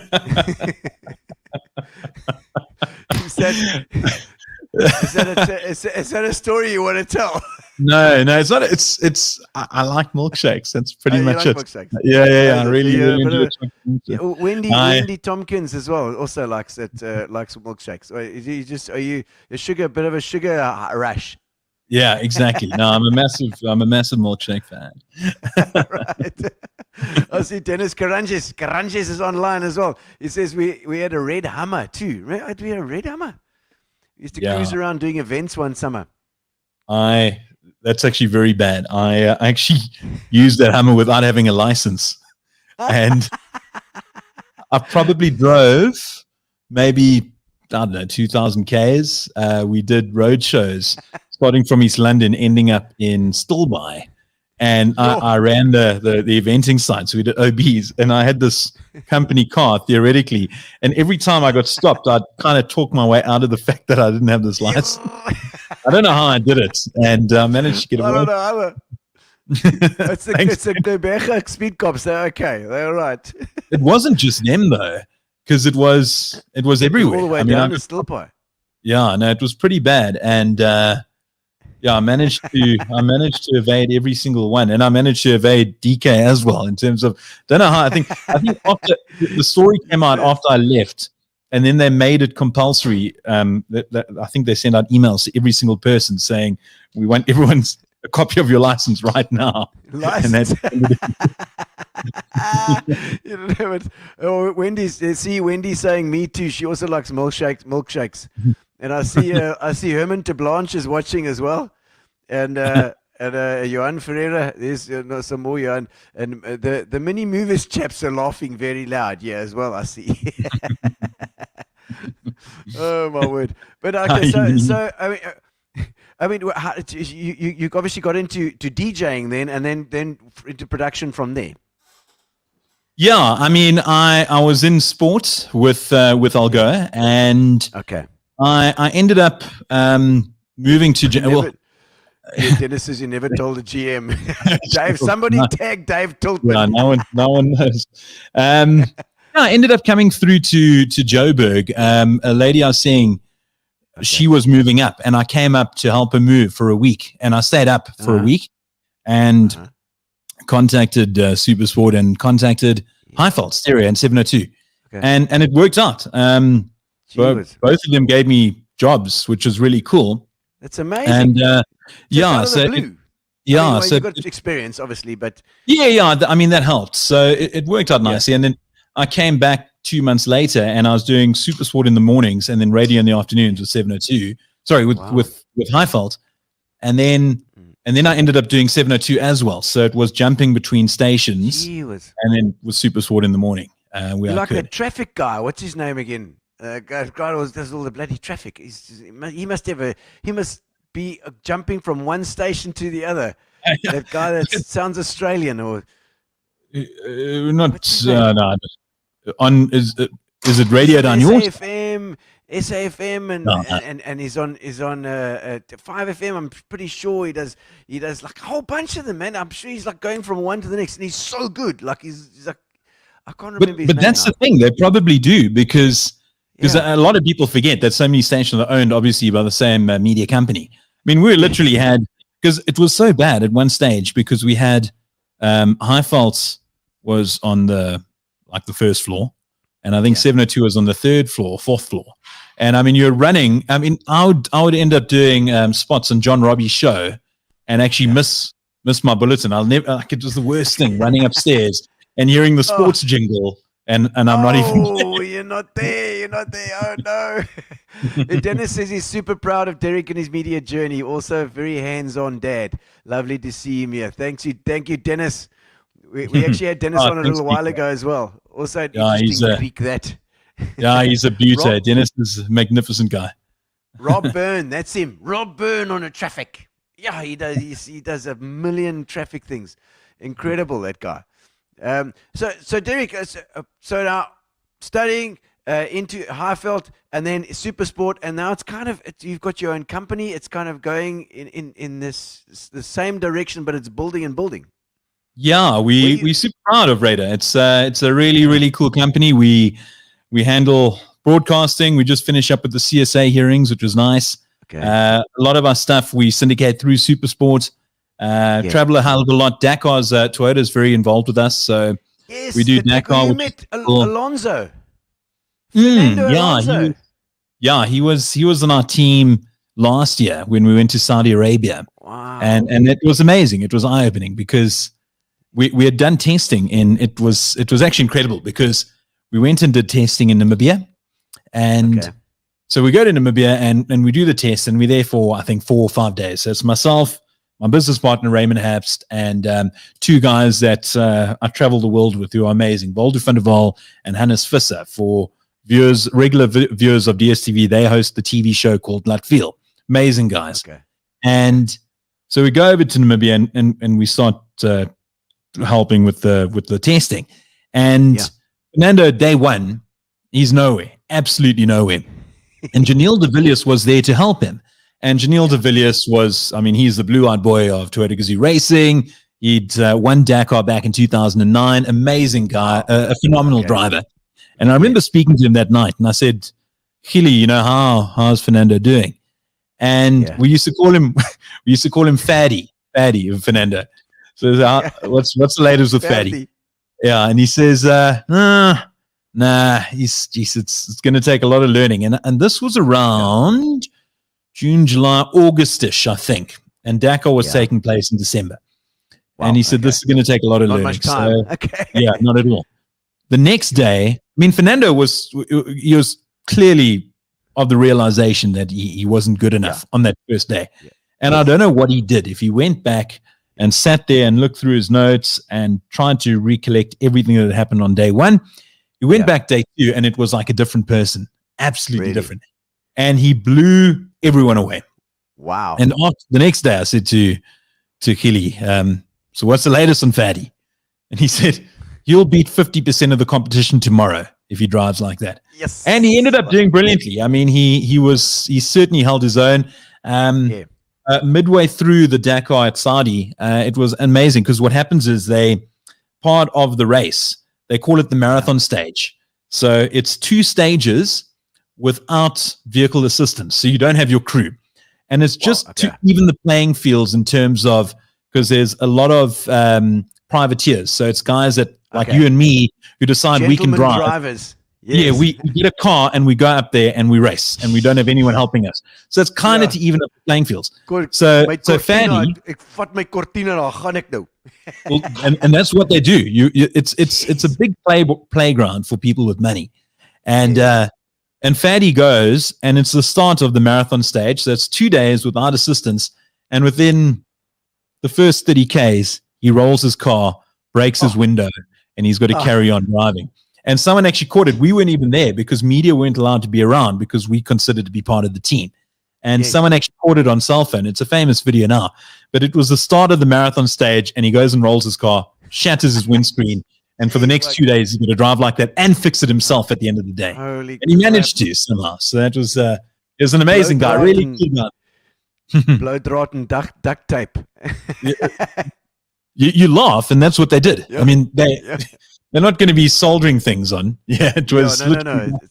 They come back, and the things are just hanging on by fingernails, theoretically. It's amazing. I mean, at the last race, keeping Hamilton back there, he's doing so well. He's a great driver. He's just a great driver. I love it. He is, and he's a lovely guy too. I mean, he's a lot of business, but it's amazing with because it was pretty cool. He would be our guy first. So immediately after the car, when he'd finish a stage, he'd come to me and we'd do the interview, and then we'd let him loose to the other media.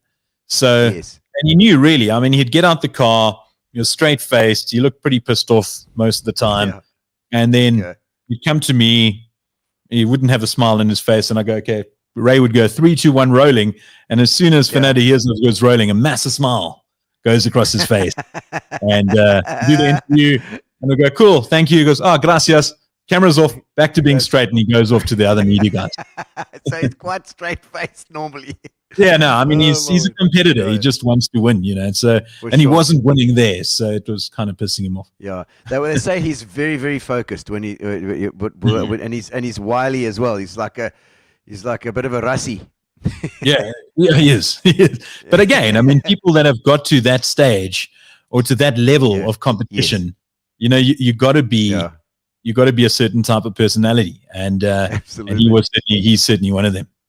I learned that at our amazing race that you have to be quite wily, because Denver Burns was insane.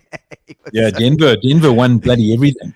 I'll never forget. Do you remember when we ended up? I forget what the place was, but it was somewhere in the middle of the Karoo when we got there quite late at night, and it was tented camps, and we arrived. And the gentleman who ran the place, he told us Koffiefontein. That was it. Koffie Yeah, Koffie Lachter. Well done. And he said there are 12 teams or 8 teams, and there's only 7 tents. So on your marks, he said, go. Boom. And we had to run in the middle of the night and try and find a tent. And then he goes, if a team didn't get a tent, then they were out on their own. Yeah. So myself and Rory Duncan, we were rooming together, and we found a tent pretty quickly, and it was pretty cool. And then Rory said, listen, why don't we hide and then give someone else a false sense of belief that they found a place? So I said, great. So we hid in the shower. So Rory and I sitting in the shower, all squashed up, and Rory's a big guy. I'm a fairly big guy as well. And we're sitting in the shower, and the next thing, Gobani Bobo bursts in, and he looks around, and he says, oh, jeez, no one's found it. Yes. And he shouts out, Makaya. So Makaya walks in, and they're so happy, and they relax. Cool, they found a place. And we burst out the shower, and Rory's got the keys, and he goes, you're looking for these? They darted out immediately, trying to find the next place. I don't think they got connection. Oh, no. No, they looked after us at the end, I think. Yes, they did. It was really cool. Listen, we've got a little surprise drop-in for you quickly. We've got Johan. How you doing, man? How's it, guys? Welcome. Shocked. I thought I'd need to make an appearance after that studio. You see, Derek, it doesn't work. It's still happening. No head to grow, and it's your fault. Oh, excellent! I'm so glad you come in. Johan, give us a background. Give us some stories here about Derek. Yes, of course. there's plenty. This could be a Derek roast evening. No, I said it in the chat as well, and I don't want to steal his limelight because it's nice to hear what he's achieved. And on a serious note, what a man! I mean, I'm privileged to have shared a studio with Derek, and he's a tremendous talent. He's a wonderful presenter, a brilliant journalist. And to me, it's just sad that he doesn't get the credit that is due to him. He should be in front of a camera every weekend hosting his own show. He is really that talented, and he didn't pay me to say that. But just awesome memories. I mean, we've shared studios at Supersport together. We've shared flights. We've shared so many good things. Derek touched on the World Cup. I mean, 2010 was an amazing experience in South Africa, and I was also part of that.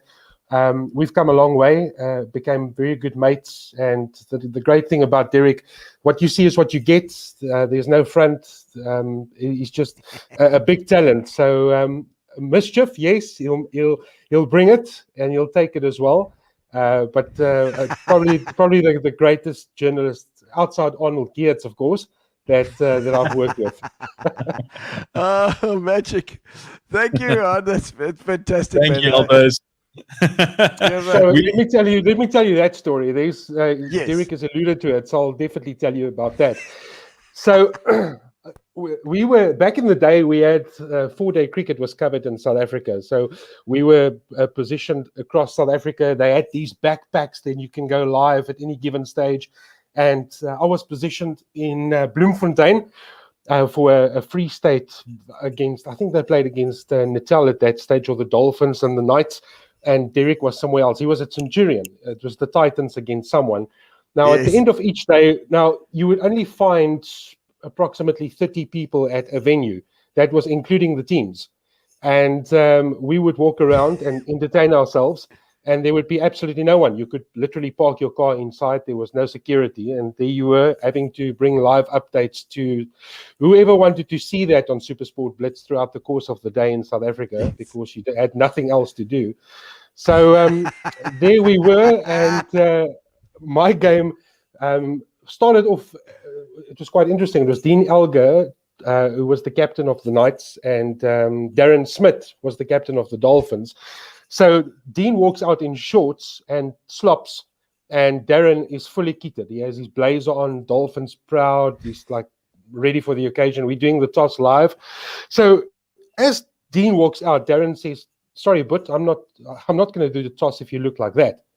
You need to go back to the change room and get proper gear on." So Dean's like, "Seriously, there's no one here. It's literally just us and Johan and the cameraman." So he goes, "Well, that doesn't matter. We're still going to do this properly." So he walks back. Cyril Mitchley is out on the pitch with us as the match referee, and he's got a unique coin. One side is red and the other one is silver. So he starts flicking it in the air, plays around with it, lands heads. Darren looks at this, lands heads again. So Darren says, "Cyril, please stop that. I'm actually superstitious, so that you're going to bug out my call here." So I look at Darren, so I say, "Darren, I mean, he spinned it twice. He landed on heads. Obviously, it's going to be tails when it matters." So out comes Dean Elgar, now with a blazer on. So he gets to the pitch, and they go, it's home captain to spin, which is Dean. So he throws it in the air, and Darren goes, tails again. He goes heads again. So I look at him, and as the coin lands, it's obviously tails. So I just look at Darren and I go, "Geez, I mean, that's just ridiculous." So he loses the toss. Grey skies. They've had rain the previous day. The Dolphins get rolled. So as we're doing as we're doing our end of match scenario now, Darren is quite a big Everton supporter. So I say to Darren, "Please come for an interview." He says, "Man, you're messing up with my football time. I want to watch Everton play." So I say, "No, don't worry. Now Derek told me that. Derek always said, no, don't stress. I spoke to them. They said it's fine." So I pulled that move with Darren. So I say, "Don't stress. Everton, I saw the movie. Everton's going to win 2-1. I think they played West Ham or something." So we're busy sitting in the change room, editing the package that we've just put together. Final whistle blows. Everton win 2-1. So Darren sends me a message and he goes, "While you're at it, what's the lotto numbers tonight?" So so the next day, so I message Derek and I say to him, "D, you won't believe me. I've got a free day in Bloem, and I'm getting paid for it because the game's over." So Derek makes a movie, or he makes a crossing, a fictitious crossing to Supersport with his cameraman, Patrick Chandler, and he rolls up his sleeves, because I always worked with short sleeves, so he used to call me elbows because I used to work like this. So he makes a crossing, and it was pretty bad. I'm not going to repeat it. I'm scared where this goes. So it was absolutely under the belt, 2-21 rating. And he sends me the clip as if it was live. So I look at this and I panic and I go, "Derek, please tell me you didn't put that on air." He says, no, he did. That he's speaking the truth. And it was like, I mean, I had to switch on the TV to make sure that wasn't airing. So that's Derek Alberts in a nutshell. Absolutely. Oh, nice one, Johan. Thank you very much, man. Johan, thanks for coming on. Cheers, man. Enjoy the snacks. Take care. Yeah. Enjoy the snacks backstage. Enjoy it. Oh, I like that. I like that. Shane, he was one of the hardest workers in the world, Johan. So, I mean, he had a passion for being a broadcaster. And he's originally from Newcastle. And at a time, he was working in Newcastle and then traveling up on Fridays to work at Supersport on weekends. And then Monday mornings, he'd stay at my house. I had a back flat. So he had the keys. He'd just come in and stay.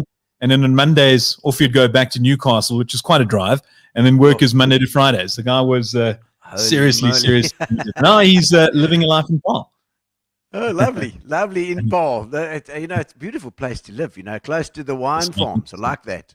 Yes, like that. And some golf courses. I see Hagen English on the line as well, saying how's it? Respect and Quebeca expat solidarity. Yeah, Hagen, I'll never forget. He wrote what is the book the other day? I mean, he's written many. He was talking about why it was an article. That was it. It was an article about why PE is so cool, and he wrote about famous people that came from PE. And he'd be like Athel Fugard, or the Eastern Cape, because Athel Fugard, Mackay and Teeny, and he'd mention, and he goes, oh, and Derek Alberts. Derek Alberts. Hey, put you in there. Oh, excellent. In the team. No, he's a legend. He's a legend. All right. And I own a round of golf, actually. Sorry. Oh, excellent. Oh, good. We'll do it. You must, give me a buzz. I'll come with you. We got the general questions. Let's have a look at the getting to know you section. Getting to know you, getting to know all about you. There we go. A couple of questions here. Let's see. The hardest you've ever worked? Me? Yes. When was the hardest you ever worked? Dakar every year. Dakar's a slog. Yeah, you don't. And I can name you one specifically. It was 2017, I think it was. It was myself and a guy named Dylan O'Leary, lovely guy in Cape Town, and we never slept and fell asleep at the wheel maybe 2 or 3 times, traveling across Argentina, Paraguay, and Bolivia. Holy crap! It was terrible. Of course, it's there. And we were at one stage. I remember we had to go into a little town called Salta, which is an amazing town in Argentina. It's really, really great. Oh, okay. And we're leaving Bolivia, which Bolivia is not the greatest place. No offense to Bolivians, but it really is not great. And I was so excited to be leaving this place, and we left. And next thing, we got hauled up in a roadblock, only to be told that the town up ahead had been washed away, and the only way to get there was a 6-hour detour through the mountains. How we survived that night, I'll have no idea. We managed it. Oh, my soul. Oh, wait, have you got any? There's Alvin saying, who let the grey O's in? That's Hagen. I thought he was talking about me with my hair.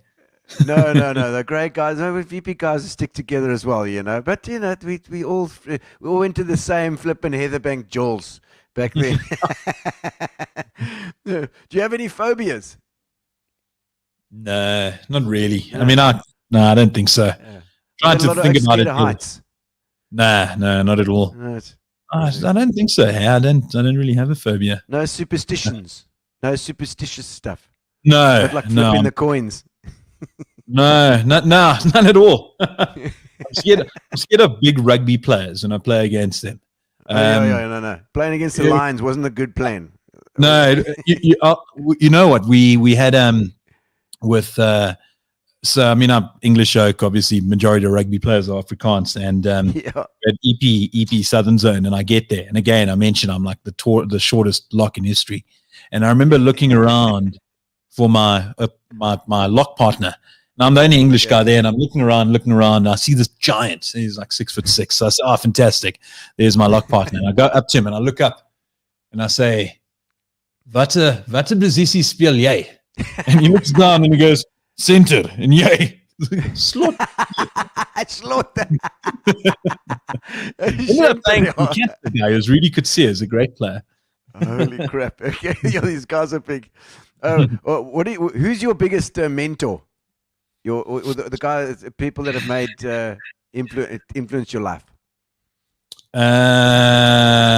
You know what? It would probably be the guy that I aspire to be like the most is Anthony Bourdain, who sadly passed away about 2 years ago. So he was a chef / journalist, and then he had the travel show Life Without Beyond Borders. He had a whole bunch of shows, but he is an amazing guy, amazing writer as well. And he sadly killed himself about a year and a bit ago. Sure. He wrote Kitchen Confidential, which, if anyone out there hasn't read it, I urge you to go read it. It's amazing. Man, okay. Biggest learning experience you've ever had? Prepare. Obviously, we do a lot of things live. Just know your subject. Bill McLaren famously said he used to prepare an hour for every 1 minute of commentary that he needed to do. You know, you can never have too much info. That's what I always tell people. So whether you anything live, I mean, we do a lot of commentary, and the more info you have, rather leave stuff out than have to suddenly look for things to put in. Yeah. So I mean, it goes without saying. Just and it's like what you put in is what you get out. It makes sense. Especially in that line of work, for sure. Yeah. It's crazy. The coldest that you've ever been? Jesus, like today actually wasn't too bad. It was flipping freezing. We were in the Kruger. It would have been. It's pretty cool. We've crossing the Andes. Between Chile and Argentina was very cold. And that actually led to a famous thing that Ray and I do now, because Ray and I mean, we travel everywhere together. And and I'll never forget, we were crossing the Andes and there was snow everywhere. And I think I was suffering from a bit of altitude sickness or something. But we're like, oh, we need a photo. And we said, no, let's wait for a little while and then we'll stop and take a photo. Cool. And we went over, and the next thing we looked, and there was no snow. It was gone. So we had passed it. So theoretically, we could have turned around, but we had other people with us. It was quite silly to go all the way back for photo. And from that moment on, we swore that we'll never, ever pass up a photo opportunity. If there's a chance to take a photo, we'll stop it and take it there. Irrespective of how cold it is. And it was pretty freezing. How many of your passengers did you actually have to eat by the time you got over to the other side? Tell you what, if we were to eat anyone, it would have been our driver Hannes. Is he good? Yeah, he's a good, and he's eaten so much meat in his life that I can imagine it'd be very tasty. You know, we were driving once on the Pan Americana, which is it's this long highway. It's the longest highway in the world, and we're driving through some town in Peru, and we're making a turn. And Hannes is the most phenomenal driver you've ever met in your life. That's his job. He drives us from destination to destination, and we're turning the corner, and to the right of us is the Pacific Ocean. And as we turn the corner, a truck is headed straight for us, overtaking another truck. And the other truck is obviously well into its lane. We can't go into that lane because then we'll be dead. The other truck is heading straight for us. And I mean, we pretty much goners. And the next thing we see, there's like a little bit of a gravel patch next to us. I mean, it's like we're driving in a Fortuner. This thing's about 1.8 meters wide, which is kind of like the width of a Fortuner. And Hannah somehow, in the last second, managed to swerve into this gravel. I mean, I still remember looking over me, and all I saw was the ocean down below. And the side of this truck still scraped the side of our Fortuner. And we got back onto the road, and we survived. And there was absolute silence for like 2 or 3 minutes between the four of us. And no one said a word. Everyone's breathing heavily. And the next thing, Ray, to break the ice, says, and that's why my future child will be named Hannes, irrespective of gender. He saved our lives that day. I mean, there's no question. Jeez, like, oh, that's crazy. It's, that is, you have those moments in your life where you think like, Okay, that could have gone the other way. Yeah. Is there anywhere where you're not welcome anymore? I stole the parking space of the mayor of San Juan it's a town in Argentina. Okay. And Sounds I like got it, yes. confiscated, and that was pretty bad. So I think probably there would be numero uno. Okay. San Juan. Don't come back to San Juan, you bastard. No. You're close with your family. I am. My dad sadly passed away in 2010. I'm an only child. My mom lives in PE. She's amazing. Really, really cool. Very, very close to her. And I've got aunts and uncles and all over the place. Okay. So we're pretty close. Did you stay in Albert's Road? No. But I do tell people. That would have worked so well. I do tell people that Alberton is named after a great grandfather in Joburg, and they tend to believe me. Okay. Oh, no. What was the happiest moment in your life? The birth of my daughter, and goes without saying. It is. Yeah. Rugby World Cups are right up there too, though. I won't lie. Sorry, Ash. I remember David O'Sullivan famously saying, because he was at the MCG, was it? Yes. No, Sydney. Sorry, the SCG, when Fanie de Villiers won South Africa the Test match against Australia against all odds. Remember, he still caught Glenn McGrath off his own bowling. And David O'Sullivan was there, and he said, geez, that was sensational. And then he hadn't had kids yet, and people said, oh, wait till you have kids. It's going to be amazing. Then he had the kids, and he's like, nah, Fanie was better. I love that. There are those moments in sport that you just can't replace. Yeah. Oh, no. The most uncomfortable place you've ever slept? Easy. We had Fly on the other day, Michael Arthur, and theoretically I didn't actually sleep, but it was Michael Arthur's wedding in Mount Moreland. We spoke about it earlier, in my infinite wisdom, I don't know why I decided this, but I flew. So I was emceeing the wedding, and obviously it was a guest, and there was a bunch of us that were going, all friends. And I phoned a friend of mine, Henk, and I said, listen, are you, because Henk was doing the tents for the wedding.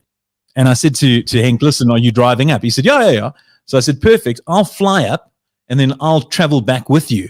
And he said, no, he can't, because he had a single cab, and another friend of ours, Darren, had already booked. He was going to drive up. So I said, but you got a bakkie. So he said, yeah. So I said, cool, I'll just sleep in the back. Sleep in the back? No. Like, that's not a very... You said, you sure? So I said, how bad can it be? Durban to Joburg. Just terrible, eh?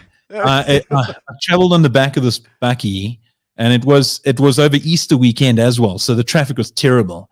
We had about like 7 different accidents, and it started to rain halfway through. I didn't actually sleep a wink. I tried to, but I remember we left. I think we left at around 12, and I got back to my place in Joburg at midnight. So it was a 12-hour trip on the back of a bakkie. Terrible. In rain, without a canopy. Oh, cold. That was crap, eh? Cold and wet, with a leak here and there through the canopy. Henk had tears in his eyes from laughing, him and Darren, non-stop. It was that. Oh, no. Okay, so what is the one thing that you want that you can't afford?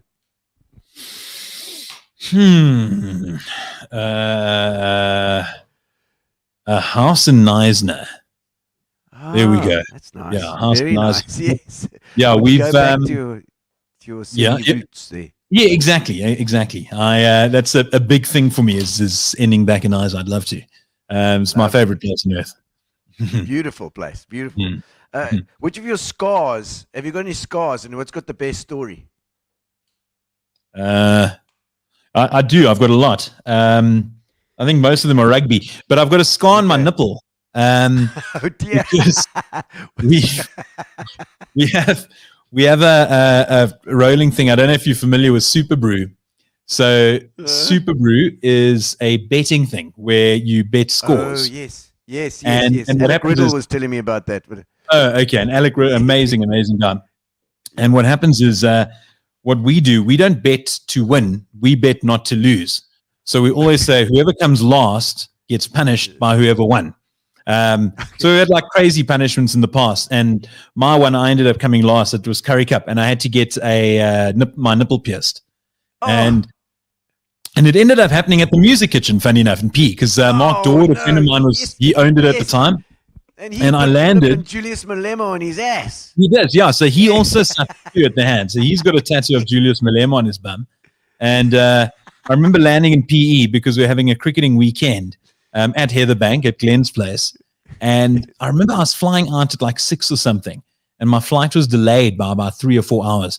And I kept on getting calls from Mark, and he's like, where are you? Where are you? Where are you? I said, why do you care? You've got a million other people there. It's cool. He goes, no. And then he goes, we've got people waiting. I thought, okay, that's a bit weird. And I landed in PE, got a car, arrived to Music Kitchen, and I walked in, and it was basically like a stage. And there was this lady up on stage. She had surgical gloves on and a bed. And they said, take off your shirt and get on. And yeah, so that's probably the strangest star I've got. And we were playing cricket, and the next day I remember running into bowl, and how much it hurt because the shirt was like pulling on the nipple. Yes, yeah. Oh no, the things you put yourself through. Yeah. Okay. What would be the most annoying thing about sharing a room with you, or a flat? I don't sleep. I sleep sometimes, but I tend to be awake a lot. I read a hell of a lot, and I'm quite messy. Not bad, but like if we're in a hotel room, I tend to leave stuff all over the place. And I think that would pretty much be it. But I think not sleeping is probably I try and be awake a hell of a lot. Like Ray hates it because we share a lot of rooms together, and I mean we've shared places in the weirdest of countries, and more often than we've shared places where the shower is the toilet. Yeah, so the toilet's inside the shower. No, it's been rubbish, and Shame Ray puts up with it. So I don't think I'm too bad. Obviously in Bolivia, then, eh?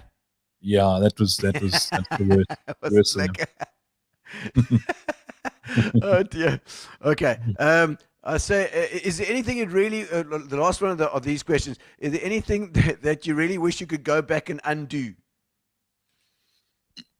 No, I don't think so.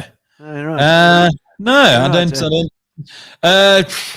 Maybe I think the stupidest thing I've ever done was on TV, and I interviewed the captain of the Dolphins at the time, and it wasn't Ahmed Amla, it was Imran Khan, and I thought it was Ahmed Amla, so I called up Ahmed Amla. Imran Khan came up. It wasn't too bad a deal, but I mean, you could see he was a bit. He looked around him. He was like, is someone else now the captain? And then I realized my folly. And then every single question after that, I kept on saying, so Imran. So I'd like reinforce the fact that I knew who I was talking to. Right. Oh, no. The most adventurous thing you've ever done? Oh, that little mountain trip that I spoke about when we had to go through the mountains. Yeah, that was right up there. I mean, pretty much every Dakar that we do is adventurous, but going through that mountain range was, like I said, I don't know how we survived. Yeah. It was 6 hours in midnight on no roads over a mountain to go to some town you've never heard of in Argentina. Okay, the most trouble you've ever been in? The school thing. Because that also came on the back of me being quite naughty for my 18th birthday, where I hired a booze cruise bus, which obviously I wasn't meant to do, and I was a prefect as well, and so all these things happened at the same time. So I had the booze cruise bus, and a few days later, no, it was pretty bad. Thing. And funny enough, because that actually came out first, and Mr. Vermark, he spoke in the office. I mean, this is so ironic because it was on the Thursday morning, and this had come out, and he said, listen, please, can you do me a favor? Can you stay out of the headlines while I try and save your prefect badge? And that afternoon, I put us in the cover of the Herald. Yeah. I was in deep crap. My badge actually got taken away. So that's. Oh my word! Yeah. Well, I'm not surprised. Derek. No, I'm no. not Look, surprised. it was deserved. Well, I think you've got the last question's the dumbest thing you've ever done, but it sounds like it was the interview. Yeah. Yeah. No, dumbest thing was exactly what I just told you now. Was combining the birthday shenanigans with the. Yes, no, that's bad. That was bad. All right, so now we're going to do some either ors. I think we'll do some either ors.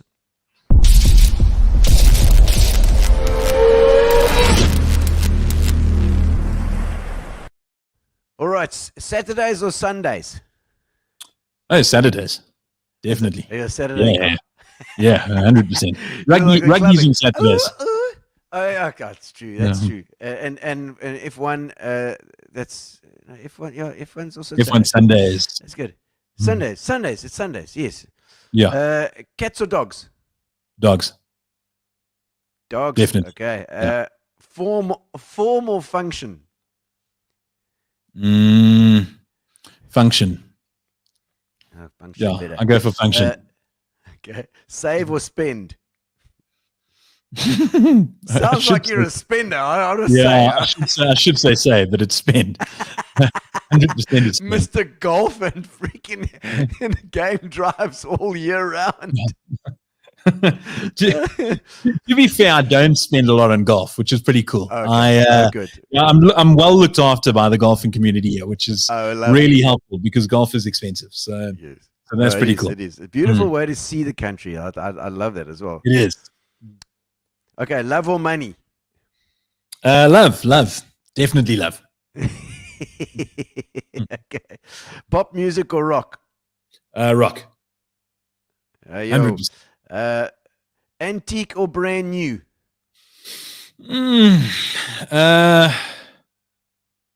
Antique, I suppose. I mean, it sounds weird. Yeah, you like not really a gadget. Yeah, I love books. I absolutely love books, and I can't go past a bookshop without buying. And what was your favorite book that you've read recently? Recently, what am I? You know what I read again, and I mentioned it again, but it's Kitchen Confidential. So I read it now again, following Anthony Bourdain's death, and that still is amazing. Sure. And then I read a lot of Jonathan Tropper. Although I finished all his books, they're really cool. This Is Where I Leave You. I'm a big fan. But definitely. So You've Been Publicly Shamed is a great book by John Ronson. Oh, okay. I'll check it out. Mansion in the suburbs or cabin in the mountains? Difficult one. Yeah. What's nice? I'll go for a mansion in the suburbs. It's just more practical. I'd like the place in the mountains on weekends cabin as well. Yeah, on weekends. Yes. We just came from a place now which is like similar to that, so that was okay. Lovely, lovely. Charming or genuine? Sort of Gary's words. Probably charming. I'd like to say genuine, but probably charming. Grace Erasmus says Derek was a great responder to my honest thesis, which I got an 85%. 85 distinction for you, Grace. Cool. All your great traveling experiences. Thank you. Great sport. So it looks like you got 85% for her thesis. No, I don't think I contributed too much. I mean, I told her a couple of stories and it was really cool. And she's really good at what she does. Funny enough, she sent me a message saying, who's the person on the photos? Because the photo that you guys used, I mean, that was me like from 20 years ago. Oh, the classic. I love that. I said to Gary, yes, that's a young photo. There we go. There we go. Very nice indeed. I said, handsome, spensome over there. Looks like something out of flipping to the sands of time. or the bold and the beautiful. Classic. Meat or vegetables? Meat, no question. Look at me. Shock or a shock. Badly wounded or dead? No, badly wounded. Actually, people know this about me. It's a weird quirk, is that I really enjoy pain. Oh, really? Yeah. What's the most painful experience you've ever had? I don't know, because it's joyful. All too pleasurable. Yeah. What's the nicest experience I've ever had? Rather, you should ask. I really enjoy pain. I know it's a weird thing, but like people know, I'm like with the rugby injuries, I've stuffed up my ankles a lot. So often, if on the squash court, it happens too. If I twist my ankle, I love nothing more than twisting it more. It's really bizarre. Give me more. Come on. No, he's like, hey, his legs falling off. Go. Well, Kat says it all the time. I mean, she's like, what have you found like on your body now? Because all the time, like, oh, cool, a new injury. Can you make it worse? She's like, can you push it? How do you find these things? Oh, my word. Okay, 6 sons or 6 daughters? Daughters. All right. Yeah. I mean, I've got one, so I'm really sixth of the way 5. There. That's all right. Yeah.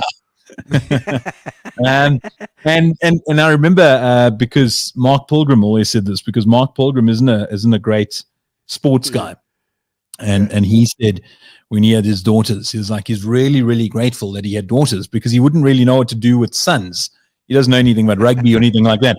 And I mean, I know a bit about it, but I was pretty crap at it. So I can't really teach them how to play, you know. But luckily, I won't have that problem with Ash. Although I'm trying to teach her how to play golf, and she couldn't find a worse coach in history. So, okay.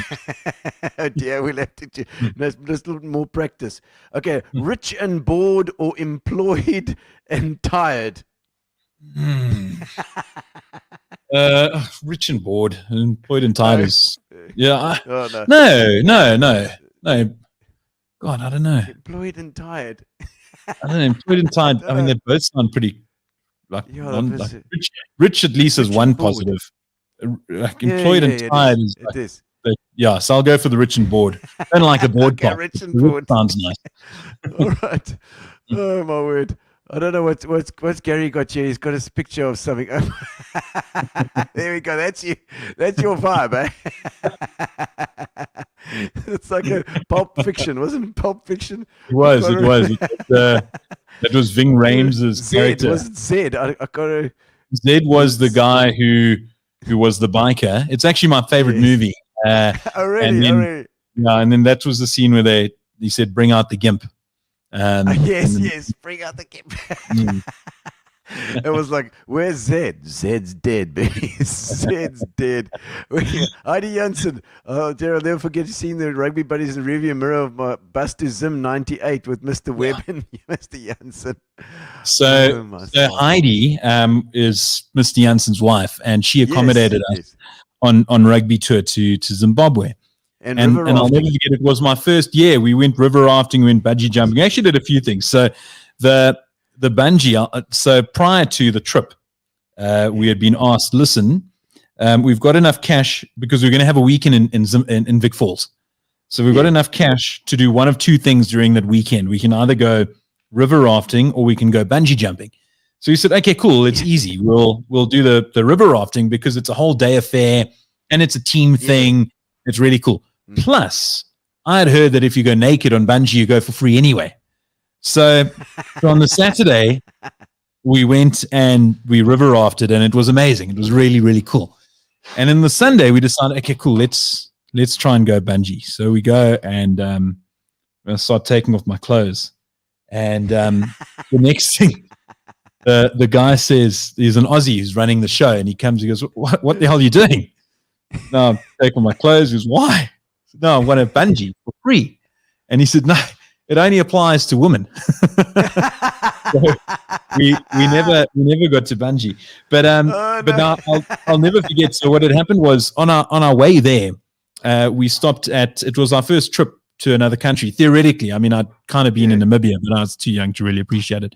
And so we drive through Bait Bridge, and we stop at passport control. And we go into the duty-free shop. And I remember going in, and there was cologne there, and it was Cool Waters by Davidoff. And it was myself and a friend of mine, Danny Eckert, a lovely guy. And he was our hooker. And we walk in, And we're like, wow, these are nice. And we start smelling, we're like, geez, this is great. And it's quite cheap. But we think, hold on a sec, we're going now on a 3-week rugby tour.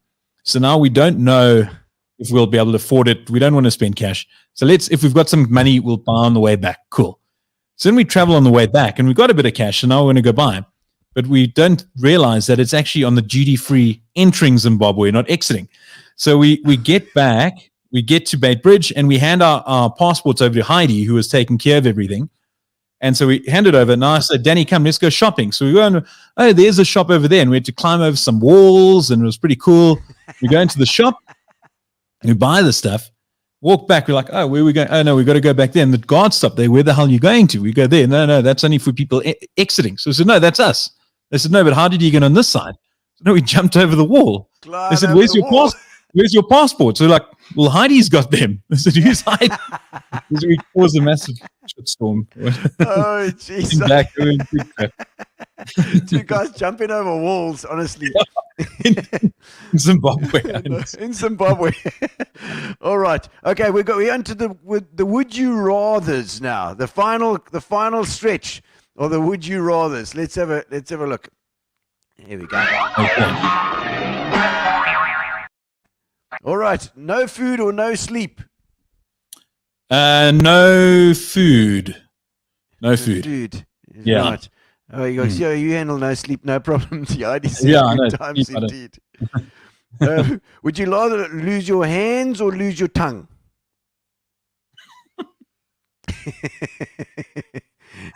Hands. Okay. You still talk your way out of cuck. Okay, There we go. Would you rather be 4 foot tall or 8 foot tall? No, 8 foot tall. Finally live up to my. Find the lock. Finally find the lock in me. You play basketball. Yeah. All right. An honest asshole or a sweet liar? Honest arsehole, I suppose. Yeah, honest arsehole. All right, we'll get you. Would you'd rather be eaten by a shark or a tiger? Shark. Shark, better in the water. I think it'll be a bit quicker, and you'll drown. You're like thinking the worst one. But that's a different pain. No. That's because you want pain. That's not true. No, that's not twisting ankles. That's a crap pain. That. No, okay, you reckon? Because it could. I mean, the tiger would have to eat smaller bites of you, so it would take longer. Yeah. It would be like, more. Definitely go for the shark. We at one stage. I mean, we had we're at an amazing place now, Kat and I, this past week, Moditlo Game Reserve, and I've been on a lot of game drives, and these ones blew my mind. We had a game range and a spotter, and we'd go bundu bashing. So we weren't on roads or anything. I mean, we'd be on road for like 10% of the time, and he goes, "Come, we're gonna go find cheetah. We're gonna go find lion." And he goes and destroys thorn bushes, the works. And at one stage, we actually got caught between a lion and a lioness. And that was pretty hairy. At one stage, the lion kind of mock charged us. Our spotter and guide, they were relaxed. Well, they pretended to be relaxed. I don't know, but we were a little nervous. I'm sure that was scary. So definitely, I mean, even just the thought of it, I mean, just the mock charge scared us. So I'll go for the shark. I haven't been mock charged by a shark yet. No, they just chow you one time. You don't even know that you've been eaten. You're still, your head still thinking, I'm going to catch this next wave. In the meantime, you've got no body. Oh, no. Okay, financially bankrupt or emotionally bankrupt? Emotionally bankrupt, I reckon. I think financially you can kind of buy some emotions along the way. Okay. Let's see. Cheat or be cheated on?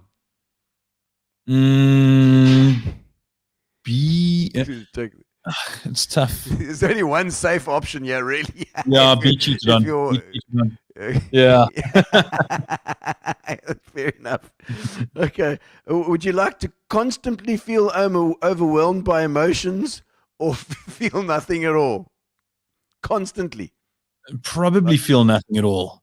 I'm not a very emotional person. I think people that I'm a happy guy, but yeah, I think feel nothing at all. I mean, Kath will tell you all the time with the emotional side of things, always, because it's quite rude. But if there's like someone like we're watching TV or something, and if there's a lady that cries or something, I go, oh, woman, typical. Sorry, it's bad. And Kath will go, well, then go marry a man. She's classic. All right, would you like to be stuck at 18 or stuck at 50? You can only choose 18 or 50. 18. It's got to be 18. 18 till I die. Okay. All right. The last two. Let's see. Would you like to be an ugly genius or a hot moron? Yeah. If you asked me this 20 years ago, I'd have gone for the latter. Ask me now, definitely the former. Okay, there's no question. Yeah.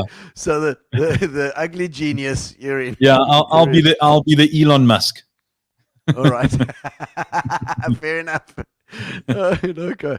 The last one. Would you like to be sticky or itchy for the rest of your life? God. Sticky. Easy. Sticky is terrible. Okay. Sticky's fine. Oh no. Gary's got a few. Gary got a few extra ones. What's the most scared you've ever been other than the car trip? Other than the car trip, the most scared I've ever been. I don't know. I only think of the car trip. Honestly. And then it was. The car trip going over the Andes, and then the car trip almost being killed by the truck. That would be. Yeah. That is so two car trips. Yeah. Okay. Can you remember a time where things went badly wrong? Man, I think I've told a lot of these things. Yeah. The school story. That was obvious. Yeah. In hindsight, it would have been cooler to do it at night. Although in hindsight, it's actually cool. Gary's got a nice big picture on his pub. We're badly wrong. That would be right up there. Any disastrous gigs, like disastrous things that happen. We always have gigs that go badly wrong as well. Someone asked me this the other day. And I don't really remember anything going absolutely devastatingly wrong. I remember doing. So I did the farewell for the Springboks once upon a time, and it was just before a World Cup, and the broadcast went on and on and on, and what ended up happening was I was getting handed scrap pieces of paper to mention people's names because we had a lot of delegates there, and they weren't pre-planned, so often they'd just kind of rock up. So it was just a good thing to make mention of it. Plus, we didn't have any other info because I'd been speaking for like maybe 4 hours, and handing bits and pieces of paper. That was pretty bad at a stage, and often you'd get the names wrong because it's just scribbled down, and you're getting their titles wrong. And I had to go do a lot of apologizing to them afterwards. So that was pretty bad. But nothing like catastrophic.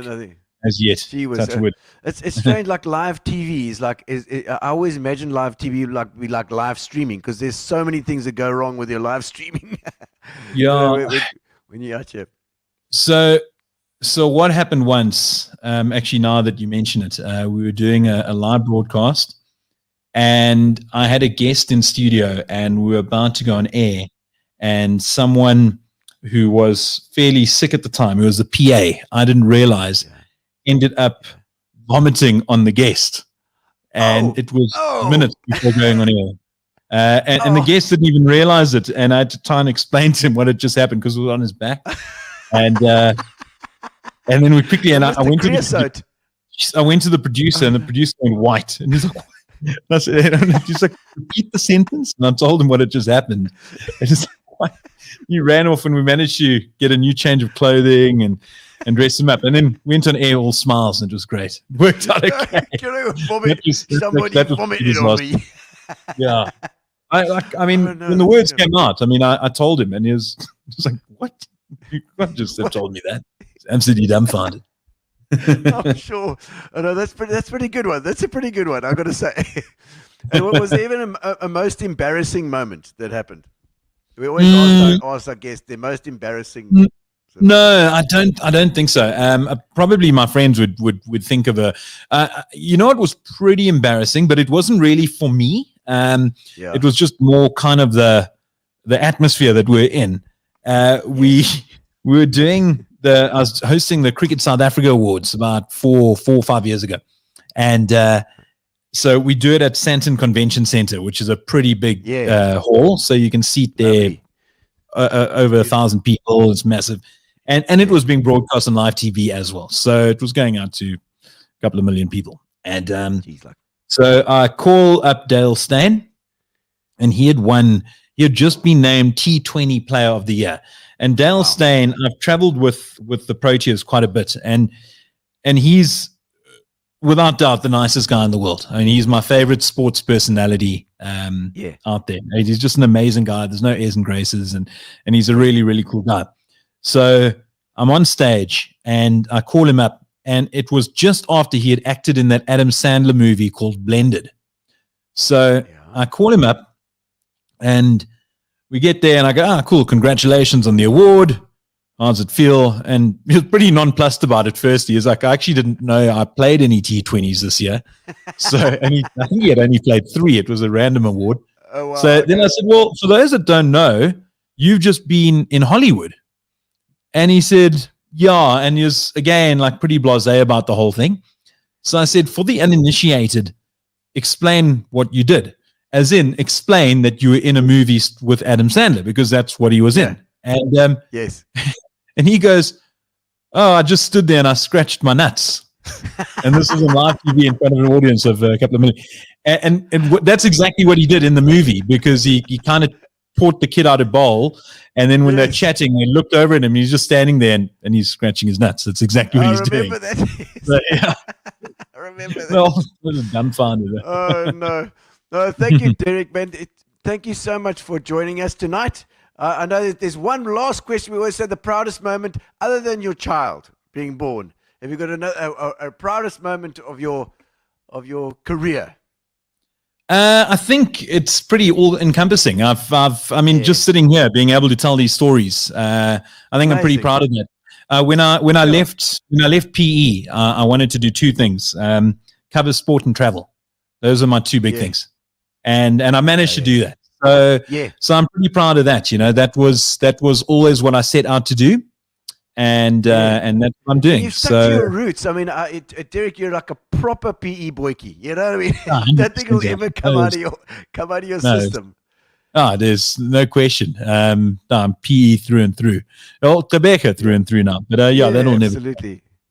Absolutely, and we're very proud of you here, Derek. So you're flying the flag for Quebec out there on the television and on the golf courses of the world.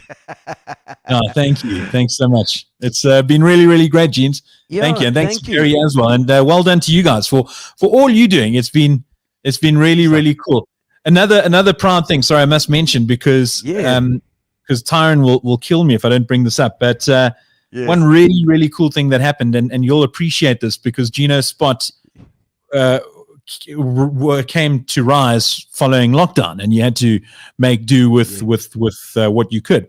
And we started a pretty cool thing at the beginning of last year when lockdown first started, and all it was a platform for friends to do quizzes on. So we thought, well, there's no sport going on, so let's have a quiz for some friends of ours.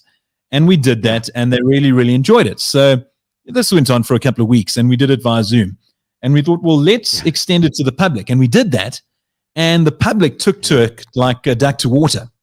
And suddenly we created this little mini, like a cult almost, these sports followers. Nuts.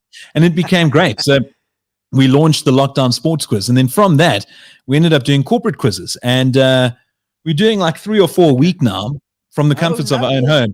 And it's a completely happy accident. I mean, it was completely accidental. Excellent. And now suddenly it's grown into this Raider Media business on its side, which has been a lot of fun. I'm actually pretty proud of that. It's been quite cool to see how this thing has grown.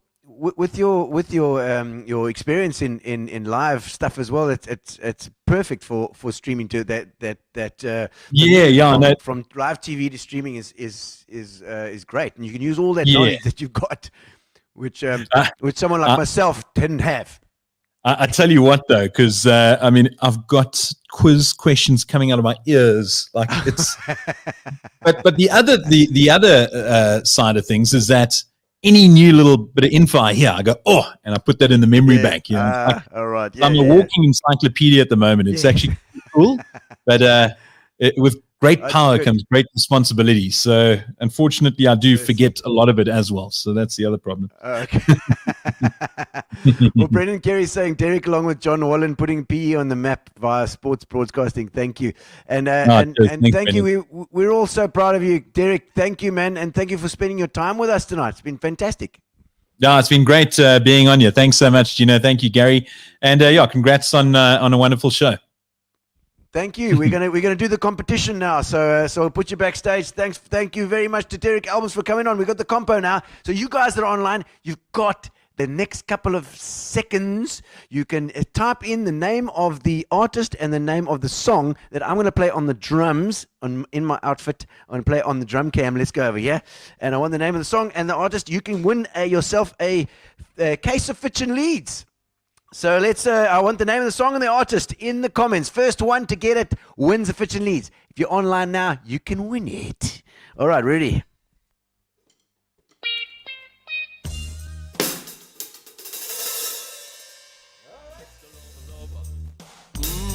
Mr. Lover. She call me Mr. Boom Hot, tell me fantastic. Put me on the back, she says I'm Mr. Romantic. Call me fantastic. Put me on the back, she says I'm Mr. Smooth, just like a silk, soft and curly. Hold me up like a glue. I'm a lyrical lover. Don't take the finger foot with my sexual physique. I know you well. Oh me, oh my, well, can't you tell? I'm just like a turtle crawling out of me shell. Girl, you captivate my body, put me under a spell with your couscous perfume. I love your sweet smell. You're the only young girl who's to ring my bell, and I can take rejection. So you tell me go to it. I'm bombastic, tell me fantastic. Man on my back, she says I'm Mr. Romantic. Call me fantastic. She touch me on my back, she says I'm Mr. Boom. Plastic. Tell me fantastic. Touch me on my back, she says I'm Mr. Romantic.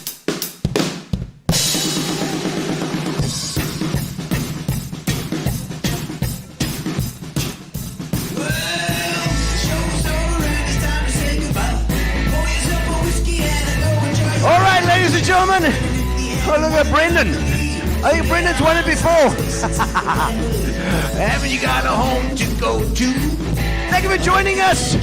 Thank you for joining us on Gino's Spot, ladies and gentlemen. It's been fantastic. Thank you to Derek Alberts. You've been wonderful indeed. And we'll see you on Saturday. On Saturday, we have Cliffy Francis. Cliffy Francis is on Saturday. So, come and join us. We're going to talk about all the clubs. He's with Cagney's and the Village Green. Lord knows what else we're going to be chatting about there. But we'll see you then, ladies and gentlemen. Thanks for joining us. Thank you to Spa. And thank you to Fitchin Leads. Relax, sit down. Coming out of PE town. Drink, find a shot. Never mind your liver. Get to Gino's Spot. Gino's Spot! Get to Gino's Spot.